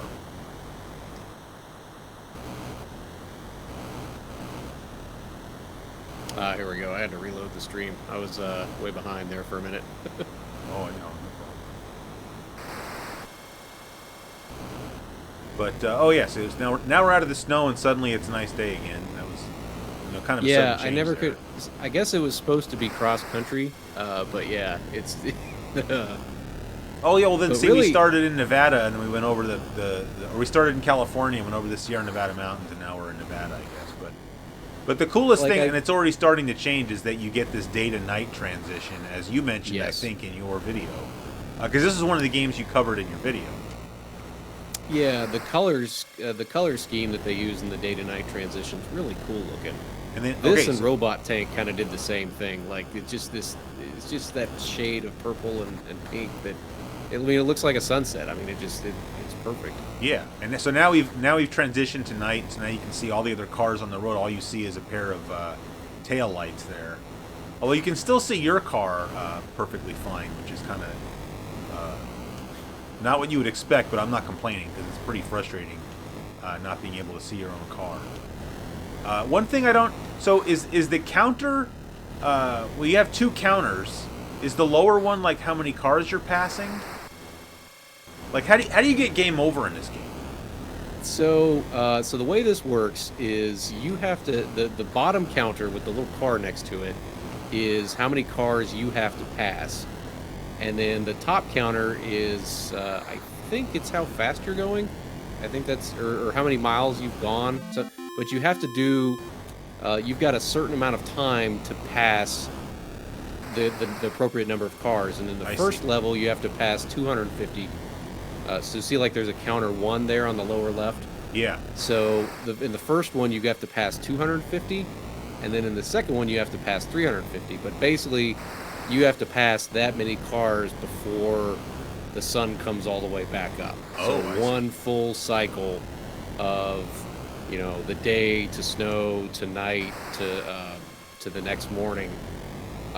You have to pass that many amount of cars to keep the game progressing, and then you'll note it. Like, see, you've already done it now, so you've got the flags. So am I just on free time now until? Oh yeah, yeah, you're on free. Yep, you're on free play until you get all the way back around to the next cycle. So yeah, the sun will come back up, and then eventually, when that counter changes back, it should be 350 the next time. I think it goes 250 and 350, or it might be 150, 250, but I'm pretty sure it's. I think it went to 300 or something. I didn't really see when it happened. I'm at 250 right now, so I would still have a ways to go to. Okay, yeah, so it was at 300. So yeah, now from this point forward, it's always going to be 300. That's a lot. And it doesn't really get harder per se. It just you just kind of have to keep executing. You just have to kind of keep doing it. Yeah. The trick with this though is to just not try to burn, not try to bury the gas pedal. Yeah. Just kind of find a nice, even speed where you're constantly passing people that you're comfortable with. Because yeah, if you try to, it's fun to bury it because the sound effects when you bury into the gas is just fantastic. But yeah, it's just a little easier if you just kind of take it, instead of a 10, maybe just go at like a 6 or 7 speed. Because you can take your foot off the gas and then it'll just coast until you get hit. So one thing, I guess maybe now is a good time to talk about it since we're playing an Activision game that we haven't brought up, is the patches that you could get back then. And I'm kind of kicking myself because I meant to bring one down here to show everybody because I do have one, but I forgot. So one of the cool things that Activision did was that for every game they released, if you got they had some kind of certain score you had to reach where you could take a picture of the screen and send it in, and they would send you a patch, and they had patches that were custom, for each game. Like if you got a high score in Megalomania, you get like a Megalomania patch, and they were really cool, and those are definitely collectible. In fact, really, as you might expect, like a patch from a game is going to usually be worth more than the game itself because there are far fewer of them. And so I only have one, I think. But and a couple things about that. So, first of all, so the Enduro patch was you had to survive 5 game days. Oh wow. So right now you're on the 2nd game day, and then it was called the Roadbusters patch. And I'm looking at it now; it's actually pretty slick looking. But then the other thing was, this was before being able to just do a print screen capture or something like that.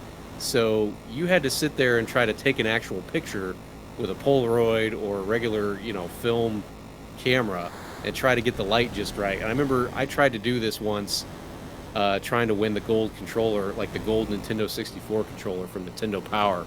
Yeah. You had to get like a certain score. You had to get a certain time on a level in Mario Kart 64 or something like that. And I unloaded like a whole roll of film trying to get just the right camera angle just to even you know, and you wouldn't know until you got the film developed, and 2 weeks later, when you pick it up from Walmart or the pharmacy or wherever that develops film, and then you look at it and it's like all these grainy pictures that you still can't see the score. Yeah, I mean, at least if you used a Polaroid, you'd know right away if you didn't take a good picture, right? Yeah, yeah.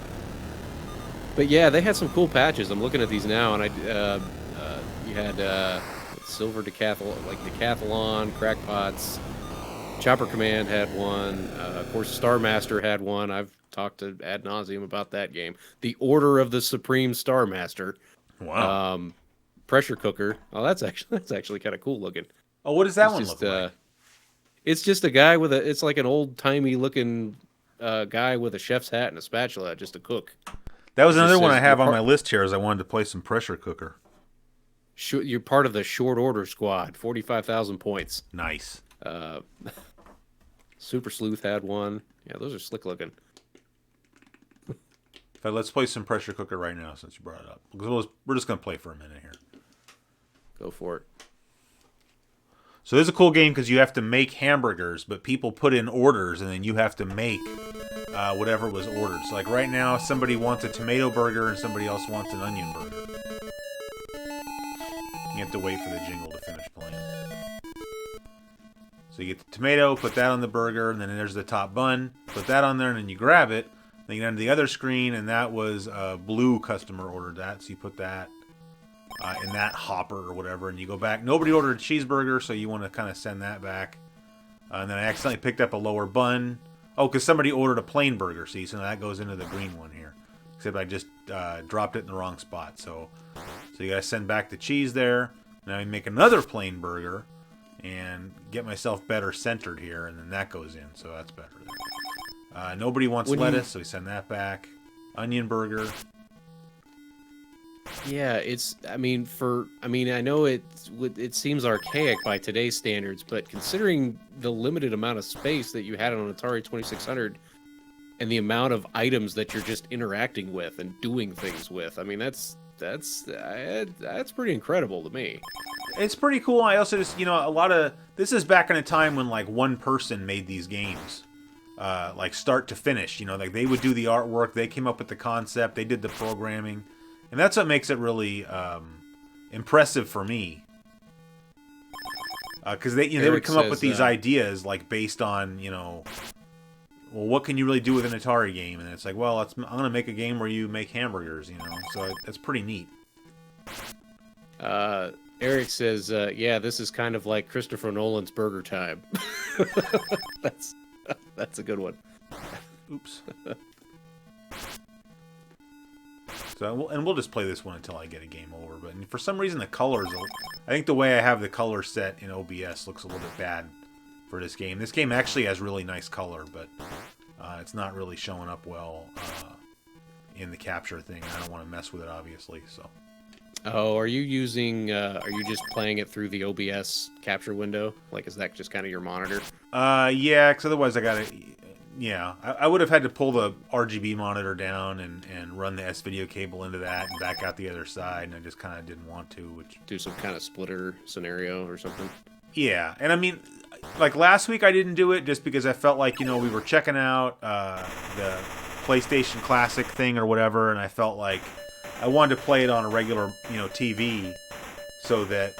because if you play it through the capture window, it's not. You'll drop some frames and whatnot, and yes, it doesn't make it unplayable. But if you're going to sit here and you're going to have commentary on like how good a system is, then I don't think you can play it through a capture window and then still give it a fair assessment. So, but usually if I'm playing a game like through RGB, then I have it set up so that it goes into a CRT and then it comes back out. So that I'm not actually playing it. I'm not actually playing it in the capture window. So usually I'm not doing it like this. Is my long-winded point. Yeah, I've had a couple of CRTs that actually just have like composite pass-through, which that's kind of handy for. That was back when I first started doing this. It was just using like composite, either a DVD recorder or something like that. Like the DVD recorder would add just a little bit, just enough lag to make it annoying.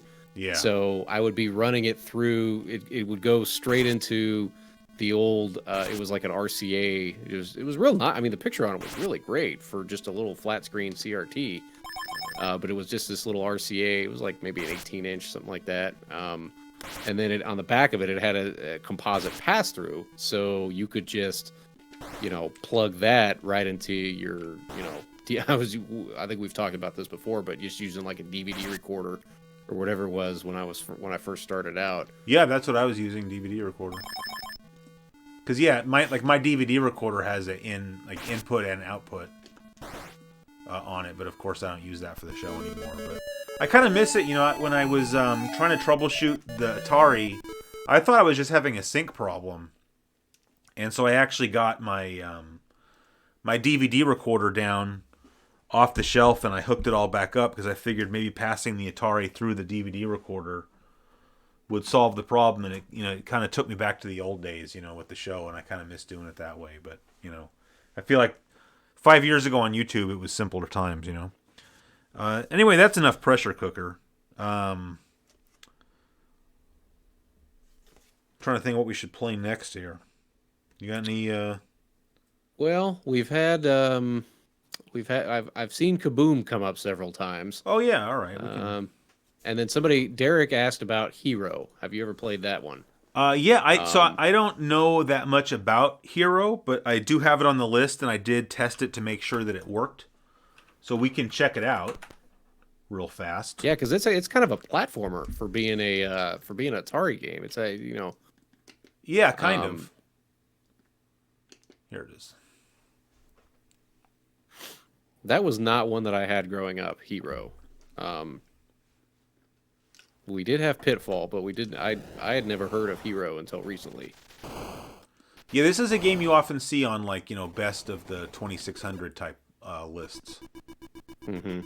And I was glad when I found that this one worked, since sadly Pitfall 2 doesn't work. The original Pitfall works, but like I had said to you, I for whatever reason I just don't feel like it would be that entertaining to watch. What am I, trapped down here? What do I got to do? So you have to. Can you go back up? Well, I think you're supposed to blast. You're supposed to blast down. You're trying to rescue people. You're trying to rescue this guy from the cave. Here we go. All right. So. Oh yeah, but I just went the wrong way, so I was trying to figure out. Now I'm out of bombs. So I don't know what I'm. So I got to commit suicide now or something. I don't really know. Or just restart. Yeah, that's probably your best bet. Yeah. All right.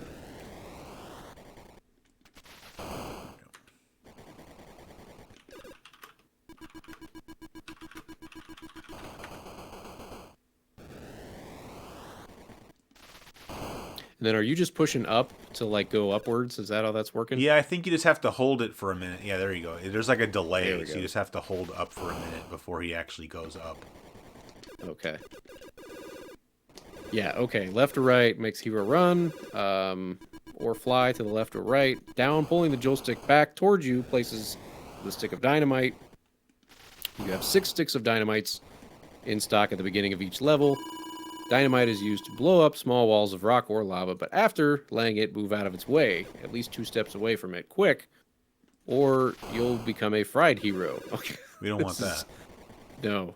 So you can only place 1 stick of dynamite on the ground at once, and you must be on the ground whether standing still or running. So, and then the fire button fires your micro laser beam. Let's see here. Goodness. Yeah, if you see a hole in the ground, just kind of walk off of it. You're kind of doing that now. Is it gonna get light in here? What's going on? Oh boy. This game's tough, but it's a good game. Except that I keep accidentally hitting down. But that's just my yeah, and problem. you're running out of power too. It seems like constantly. Is that what that is? You can also earn points for completing a level. A graph of life fills up at the start of each level when you find and rescue the level's miner. This graph will empty his points. Okay, so when you find him, you're winning. Okay, and it's taking you to the next level. You earn extra points for each unit of power that's left on your graph, and the higher the level number, the more points you'll get for each unit of power. So basically, it behooves you to get through the level quickly so that you have more power left, so that you get a higher score when you do find the miner. Oh, I like to be as hoov as possible, so that's good. There you go. Helicopter emergency rescue operation. That's what this is. Ah, all right. J-Draw asks, is Friday Night Arcade that knowledgeable about this game, or is he just reading a strategy guide? He's reading a strategy guide, but that's he's bringing value to the table by reading a strategy guide. That's right. I'm the guy in the chair.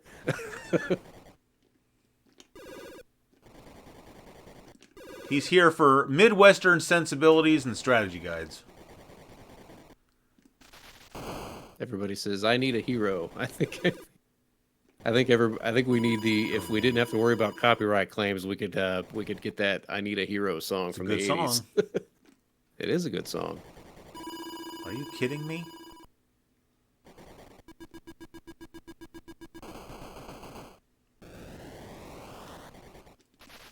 What's the patch look like for this game? Let's see here. I don't think. Well, it says it's Activision. Have they quit the patch program by then? Was this a late? I feel like this was maybe a later game, but I don't know that for 84. It just said because I got game over for the 90,000th time. I'm not seeing a patch for this one. Well. Oh nope. Here we go. Oh, okay. Let's see. No. Oh, here we go. Okay, so yeah, it's really small. I can't read it, but Order of the Hero. Oh, that's just and it just has a picture of a guy with a mining cap on, and he kind of looks like Weird Al Yankovic. And there's two. This is kind of cool. There's two little sticks of dynamite in the back. This is actually kind of creative. That's kind of cool. Yeah, they actually put a little effort into this. All right, now we're switching over. I just plugged the paddle controller in. Hey, actually, hold on. I don't know if anybody even cares. When you originally these paddle controllers come as like there's two, right? There's two controllers that both go into one of these 9-pin connectors, and it's just annoying because I'm always playing single player, and so I didn't want to have two controllers, and so I took the end of one apart and just put a new connector on it, and so now I just have one paddle controller. So it just makes it less of a headache.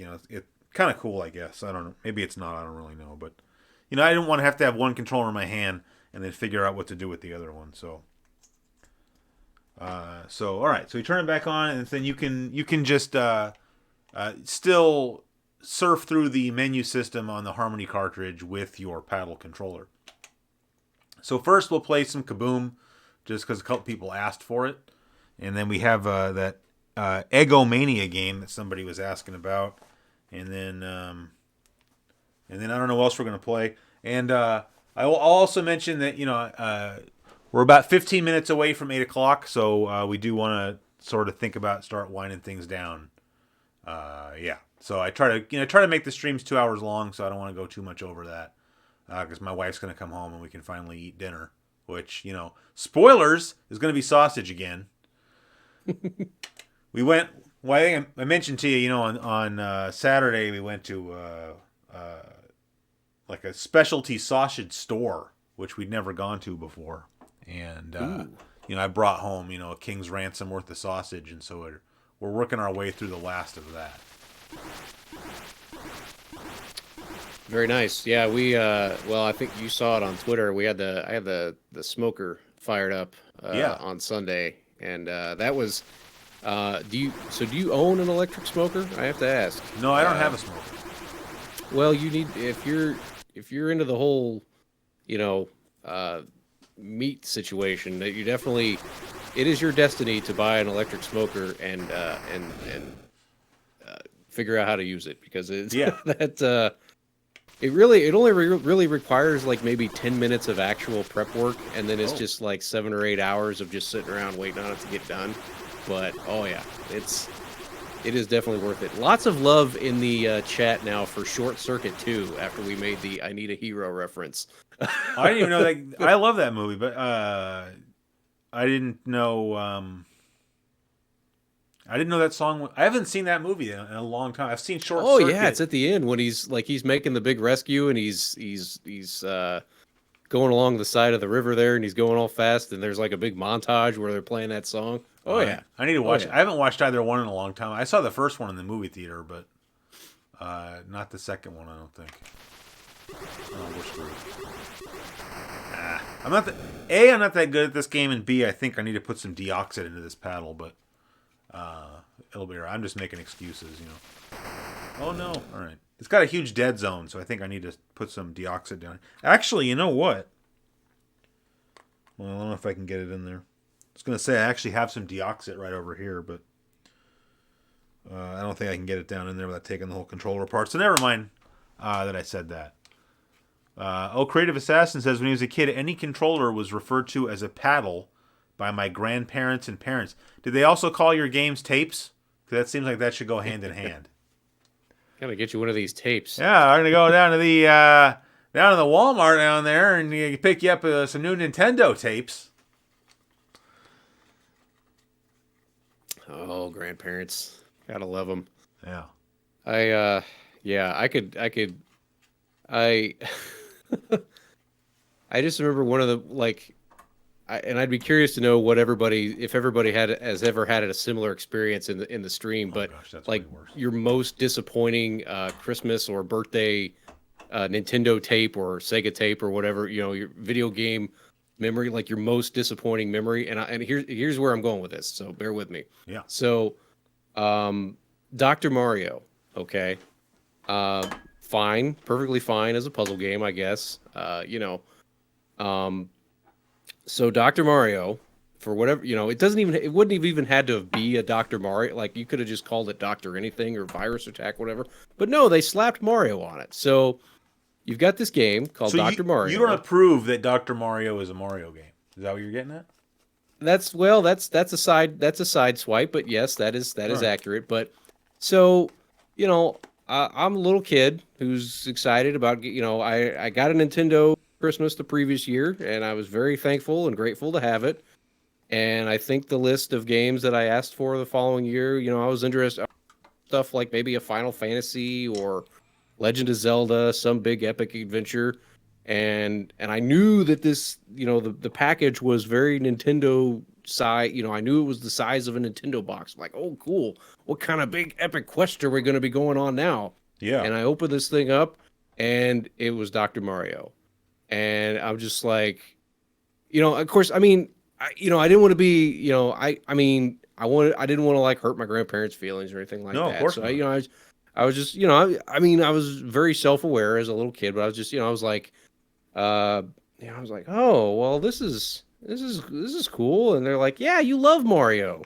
And I'm just, that was what that little experience, like, what am I going to do with Dr. Mario? How am I going to play what, you play it for like 10 or 15 minutes. I mean, Tetris worked as a Game Boy game. That was fine. But I mean, you could go on some big epic quest or you could play Dr. Mario. Nothing against Dr. Mario, but the build up of hoping to get some big, Yeah, no, it is. I kind of agree just because, I had a Game Boy, like, pretty close to when it came out, so that's how I played Tetris, but, like, my best friend, he didn't have a Game Boy, so he got Tetris for the Nintendo, and it just felt weird. Like, if you're going to sit down in front of the console TV and fire something up, maybe something a little more meat on the bones. No offense. I love Tetris, but to me, Tetris is like the perfect portable game. Yeah, you want like a Star Tropics or a Mario Brothers, but that's the thing is like they slapped Mario on there. How many kids got duped by Dr. Mario that didn't need to be that didn't need to be called Mario. That could have just been called, I don't know, Virus Panic or something. They could have made up something completely different. Yeah. All right, so while you were distracting everybody, if anybody noticed, I just no, I'm saying that in a good way. I just threw some deoxit into the potentiometer or potentiometer. I don't know how you say that one. In the paddle here, and I want to see if that makes a difference, or if I just suck, or why not a bit of both? It had like a huge dead zone in it, and it made me think that something was maybe up. I think I sparked a fuse here with my Dr. Mario rant. Oh, looking boy. over the chat. Well, that's what you got to do on YouTube. You have to be provocative. Like you make a video and you say the PlayStation Classic is complete garbage, and then you put complete garbage in all capital letters, and then you can with a question mark. You got to have a question mark at the end of it. Oh yeah, the and then in your thumbnail, you should either be like this, or like this. You have to make a face like somebody just shoved a pine cone up your keister. Yeah, that's what I kind of always say, but and then have an arrow just pointing at something. It could be pointing at nothing, but whatever. It's all right. That deoxit did nothing. Oh, no kidding. See, I always say a corn cob, but a pine cone works too. I mean, the pine cone's got those little flares coming out the side. That's going to be. I mean, corn cob. It might. I mean, I don't know how much resistance you're going to get on that. What does Bithead say? I think he says something about like falling out of a third-story window and landing butthole first on a fire hydrant. There you go. That guy's got a way with words. He's a real wordsmith, Bithead. There is no quest for Friday Night Arcade, man. It's just an hour of sitting in your room with a lame-ass game, wondering, did I just waste an hour of my life on this? Screw you, Dr. Mario, the epitome of malpractice. Wow, okay. Yikes. Although I will Dr. say, Mario... since we're trashing Dr. Mario tonight, if you play they released a, I don't know what you want to call it, like an enhanced version maybe of the game for the 3DS. I think it was a download. It was a download only title. It's actually really good. But again, now it's on a handheld, which, as I said, is in my opinion where a game like that belongs. Yeah, see, BitBarn knows what I'm talking about. Classic Bithead.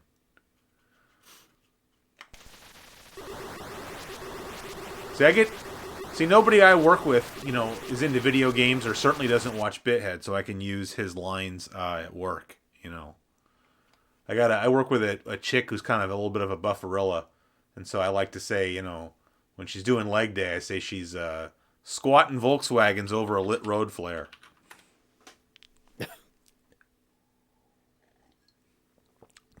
A couple other people chiming in about the whole Mario thing. Yeah, everything had to have Mario in it. Mario Tennis, Mario Golf. Like, those weren't Mario games. Those are just, Ooh. Clay says Mean Bean Machine is better than Dr. Mario. What do you think about that? I'll have to take his word for it on that one. I don't think I played Mean Bean Machine. Oh, yeah. So, hey, but I'm going to use that as a springboard. I wanted to, we wanted to play a couple homebrew games. And since he mentioned Mean Bean Machine and we're talking about Mario, Dr. Mario, I do want to throw in Stratagems, Stratagems Deluxe. But since we already have the Harmony cart installed, I thought it would be cool to first check out Pac-Man 4K. And yes. Just to make sure everybody's expectations are tempered, the 4K in Pac-Man 4K does not refer to the resolution, but rather to the ROM size. So, and for that, I'm going to have to plug the regular. In fact, you know what we ought to do?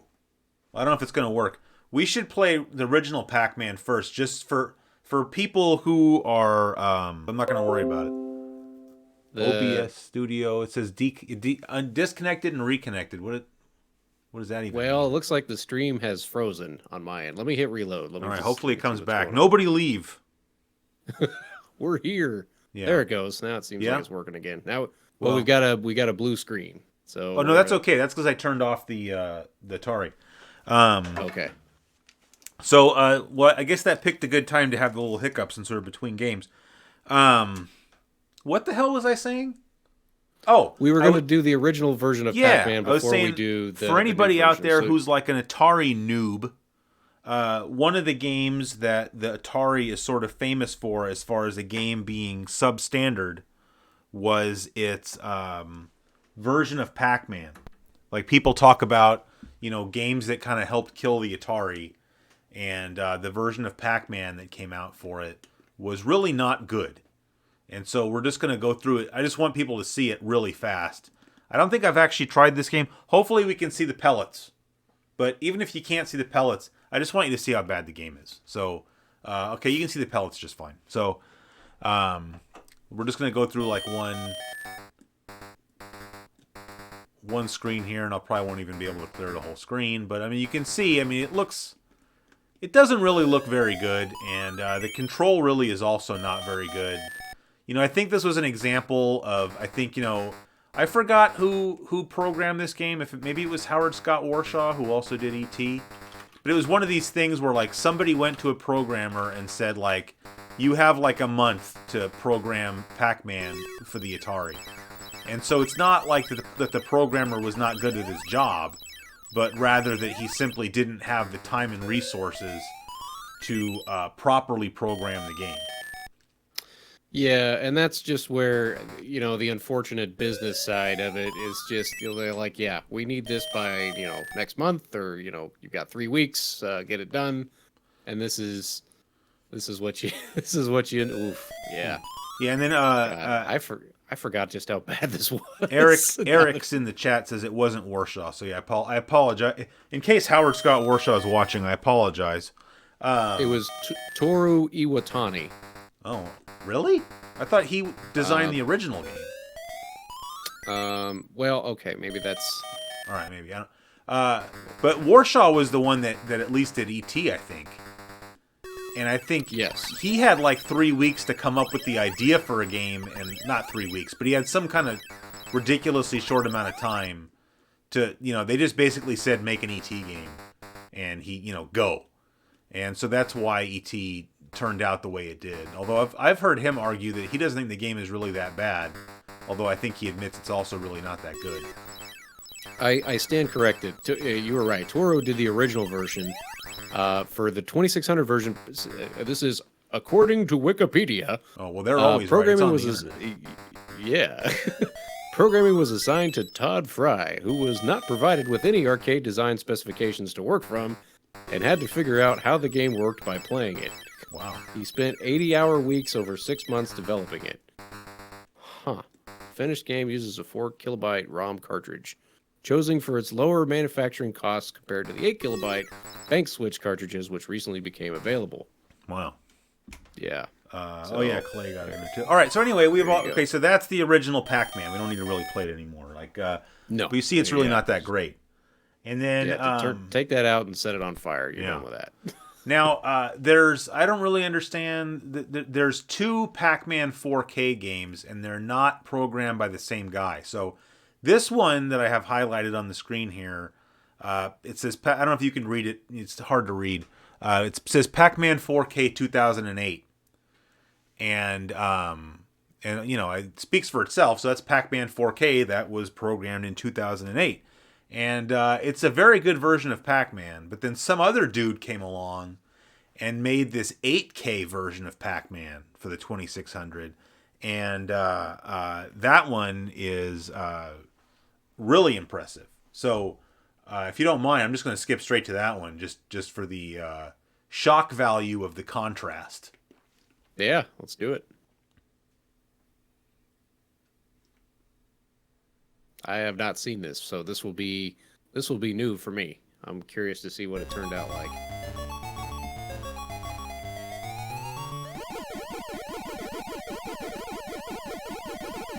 I mean, this game plays the gameplay feels awesome. I mean, hopefully you guys heard it had the proper Pac-Man music that played as soon as the game started.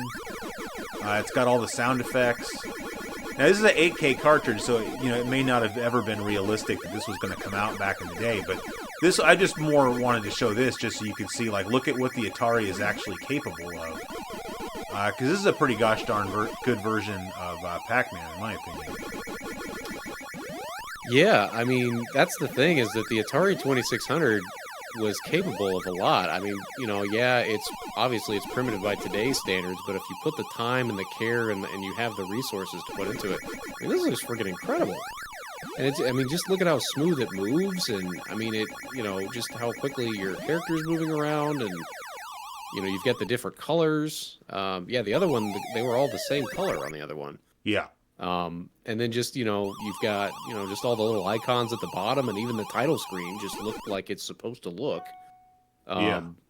Most games just didn't have title screens on the Atari 2600, so No. that in and of itself is kind of impressive. But yeah, no, that looks great.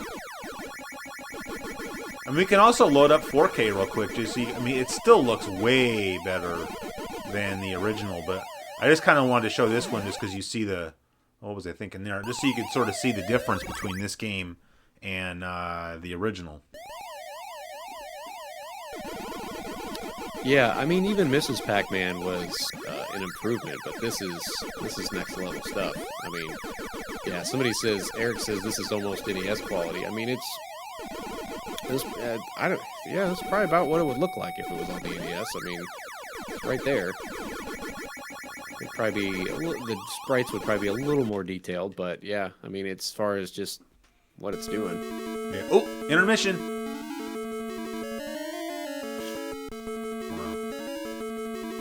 Morpheus says, "Yeah, this Pac-Man's very fast-paced. Yeah, it moves a lot quicker. Yeah. This is Pac-Man on steroids." Well, here I'll go. So I'm gonna go ahead and just load up the original 4K one here real quick, just so you can see. It's a lot closer to the one we just played than the original. Ryan says, "Thanks for turning me on to BitHead 1000. You're welcome." I saw somebody said that his new video came out today, so I can't wait to watch that. All right, so here you can see. I'd say one of the big differences here, you can see the graphics look very similar. This seems like it's got a little bit more flicker. So, but you have to remember, this ROM is half the size of the one we just played. So this is the same size ROM as the original. So I think it's missing some of the music and the sound effects. I don't know if that explains the flicker or not. I kind of wouldn't think that it would, but I'm not really a computer guy, so I'm not really sure. But I'll go ahead and hit the reset button and we'll see how it is. Eric says, "Wow, an Atari game with cinemas." Yeah. So the sound effects are not quite as good, and maybe you could hear the music wasn't as good. And the power pellets are the same size as the regular pellets. They're just blinking, which is fine, but not quite as good. The game doesn't really control as smoothly, though. Not quite as tactile. No, it's still good. I'm not complaining. I'm just saying, but the version we just played, that 8K version, really feels a lot like the arcade original. So, pretty impressive.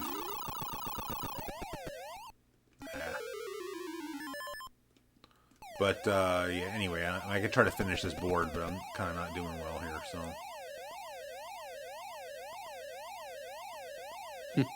Creative Assassin says, "I own 2 copies of this game as a kid for some reason." Yeah, that tends to happen. You could put a stack of Atari games into a closet and come back in a couple weeks, and you'd end up having like 3 different versions of Combat in there. It's just I don't know how that would happen. How people ended up with of games, but it seemed like that always happened. We would. Like, I know my cousin and I were always trading games back and forth. We each had, like, little shoe boxes full of games, and, yeah, we'd end up with duplicate. I know there was at least 2 Chopper commands floating around between our families, and then at least 2 Space Invaders, for sure. And there might have even been 2 Donkey Kongs. I can't remember.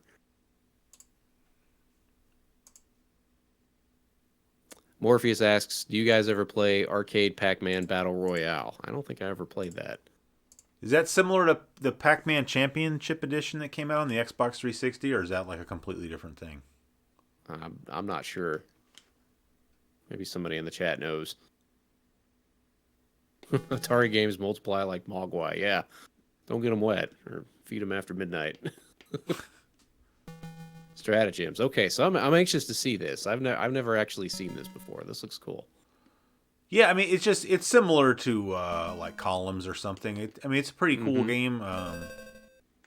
It's got some nice colorful graphics, and as I was telling Aaron this when we talked the other day, but one of the cool things about this game, and I just much like I can't find my Dreamcast VMU, I can't find this thing either. But around the time this came out, somebody on the Atari Age forums developed a memory card for the Atari 2600, and it actually came in a kit, and so you had to solder the whole thing together yourself.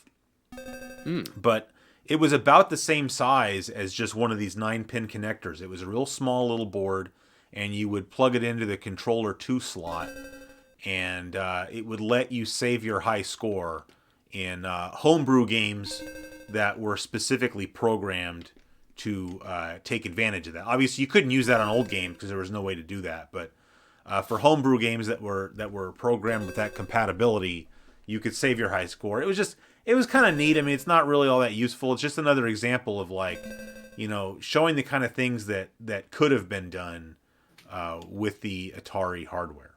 So I think Yeah, that's I mean that sort probably of thing would have been unheard of back. I mean, could you imagine? You would have yeah, would have been able to do that back then. I mean, yeah. yeah, And that's probably part of the reason I ever even bought this game in the first place. But I mean, it is a cool game. But I mean, it's who doesn't have a copy of Columns probably hiding somewhere in their house. Um, so yeah. So I mean, I don't want to spend too much time playing this game, but although I did get my wife playing this game for a while when I first got it. But speaking of which, I don't I as I mentioned earlier, we just got the Switch, finally, hmm and I can't hardly get any time at all on that thing because my wife is like addicted to Super Mario Odyssey.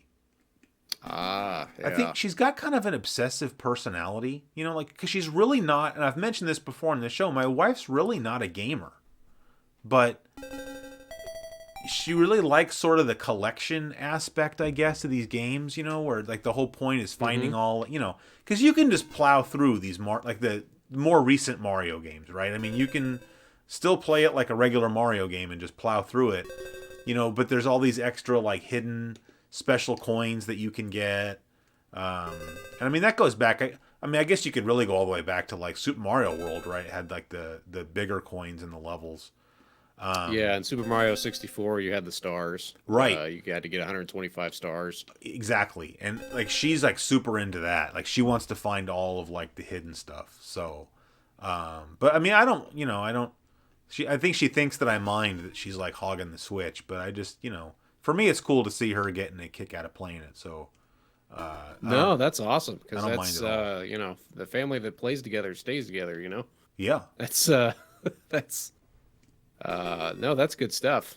That's something you guys can kind of share together. So that's great. Yeah, well, originally, the way that all kind of went down was, I ordered the Black Friday bundle that came with Super Mario Kart because that was a game that we could play 2-player. Because we used to actually, we had 2 DSs and we had 2 copies of Super Mario Kart, and we would play that game together, head to head. And so I was kind of thinking, oh, it'd be cool to get Super Mario Kart, and then we can play that one together. But even then, I kind of knew I was like, well, like that would be cool, but if I had my choice, I would rather have Super Mario Odyssey because I know that my wife would really enjoy playing that game. hmm And so what? I mean, just sort of long story short, what ended up happening is that Amazon basically gave me a refund so that I could buy a new Switch. And since I couldn't buy the bundle, they just gave me $60 and said, "Well, here now you can just buy the game." But they didn't say, "Well, you have to buy that game." They just gave me $60, and so I basically used the $60 and bought Odyssey. So that's what I was trying to say. Amazon really went above and beyond as far as fixing the situation, which was very cool of them. I had kind of a similar awkward buying experience with Amazon on Black Friday. So my 1998 gateway keyboard that I'd been using still for some reason on my modern computer finally crapped out on me, and I just didn't have the patience or the time to take the thing apart and clean it and fix it. Yeah. The keys were kind of sticking and stuff like that. So I finally decided, you know what, I'm actually going to just get me like a really nice mechanical keyboard, with some lights on and stuff like that. It actually splurge a little bit. Spend a little bit of those YouTube bucks. Yeah.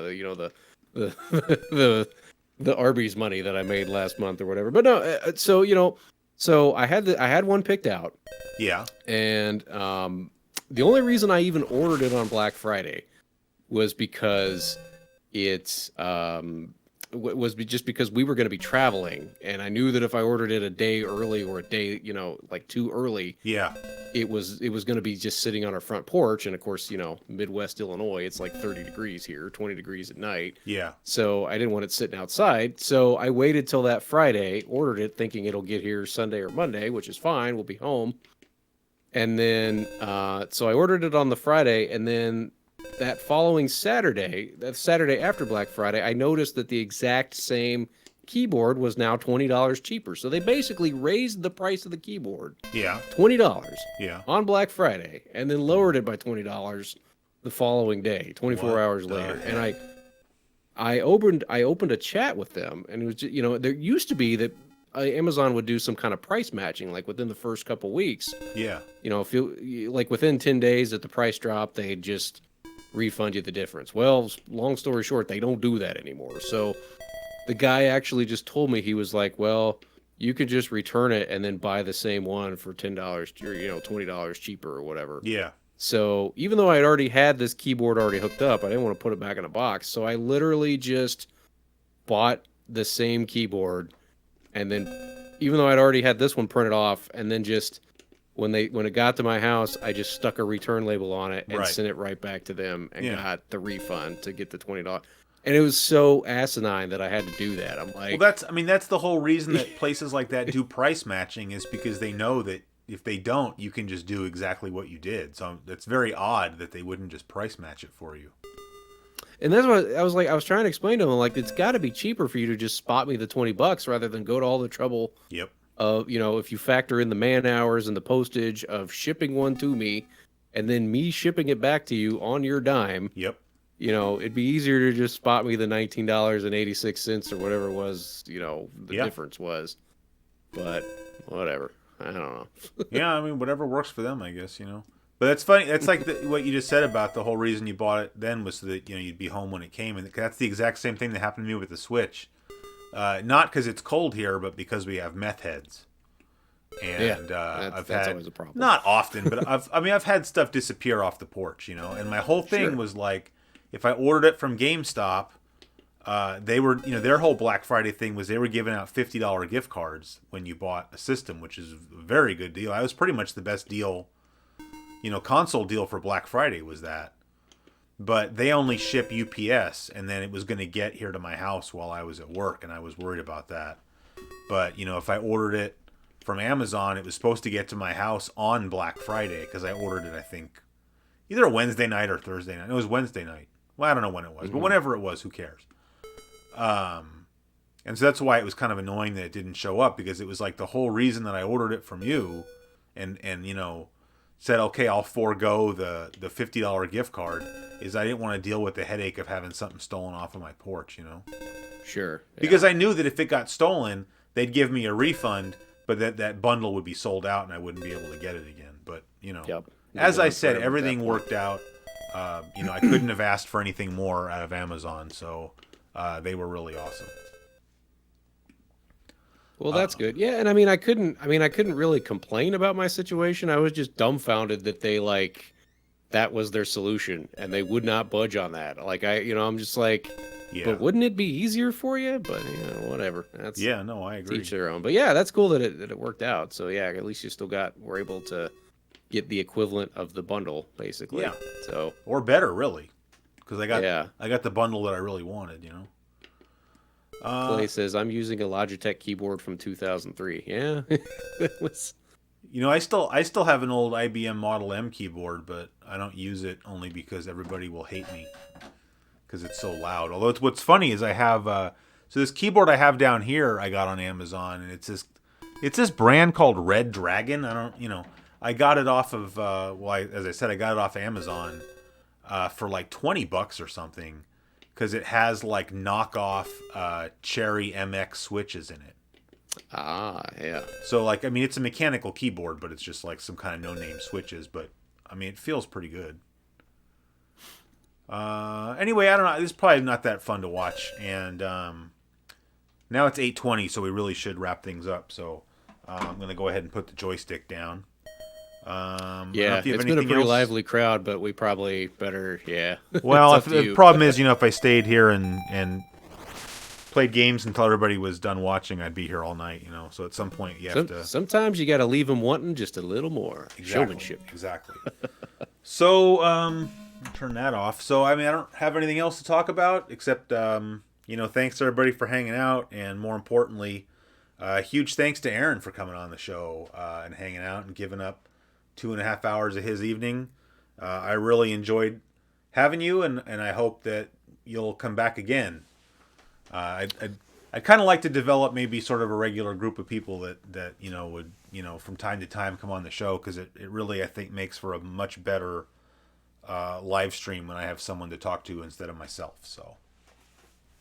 Well, and yeah, having done live streams myself, I can definitely attest to the fact that sometimes it's a little tough to walk and chew gum by yourself at the same time. Oh yeah, I mean, I'm bad. I'm bad enough But at games no matter what. So. yeah, but thank you for definitely for having me on. This was a ton of fun.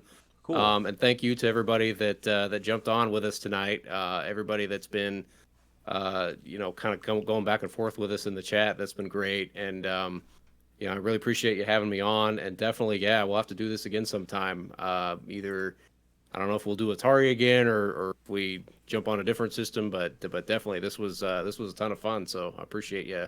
Yeah, no Appreciate problem. you inviting me to come on. Oh yeah, it's my pleasure. And once again, for people that weren't here at the beginning, I mean, please go check out Aaron's channel, Friday Night Arcade. The link is right down there in the video description. And just once again, if you like my show, I think you'll like Aaron's show. So go check it out. So with that, we're going to say goodnight to everybody. Thanks again for hanging out. Remember, next week is the Sega Saturn, so tune in for that one next Tuesday. And we'll see you guys all again soon.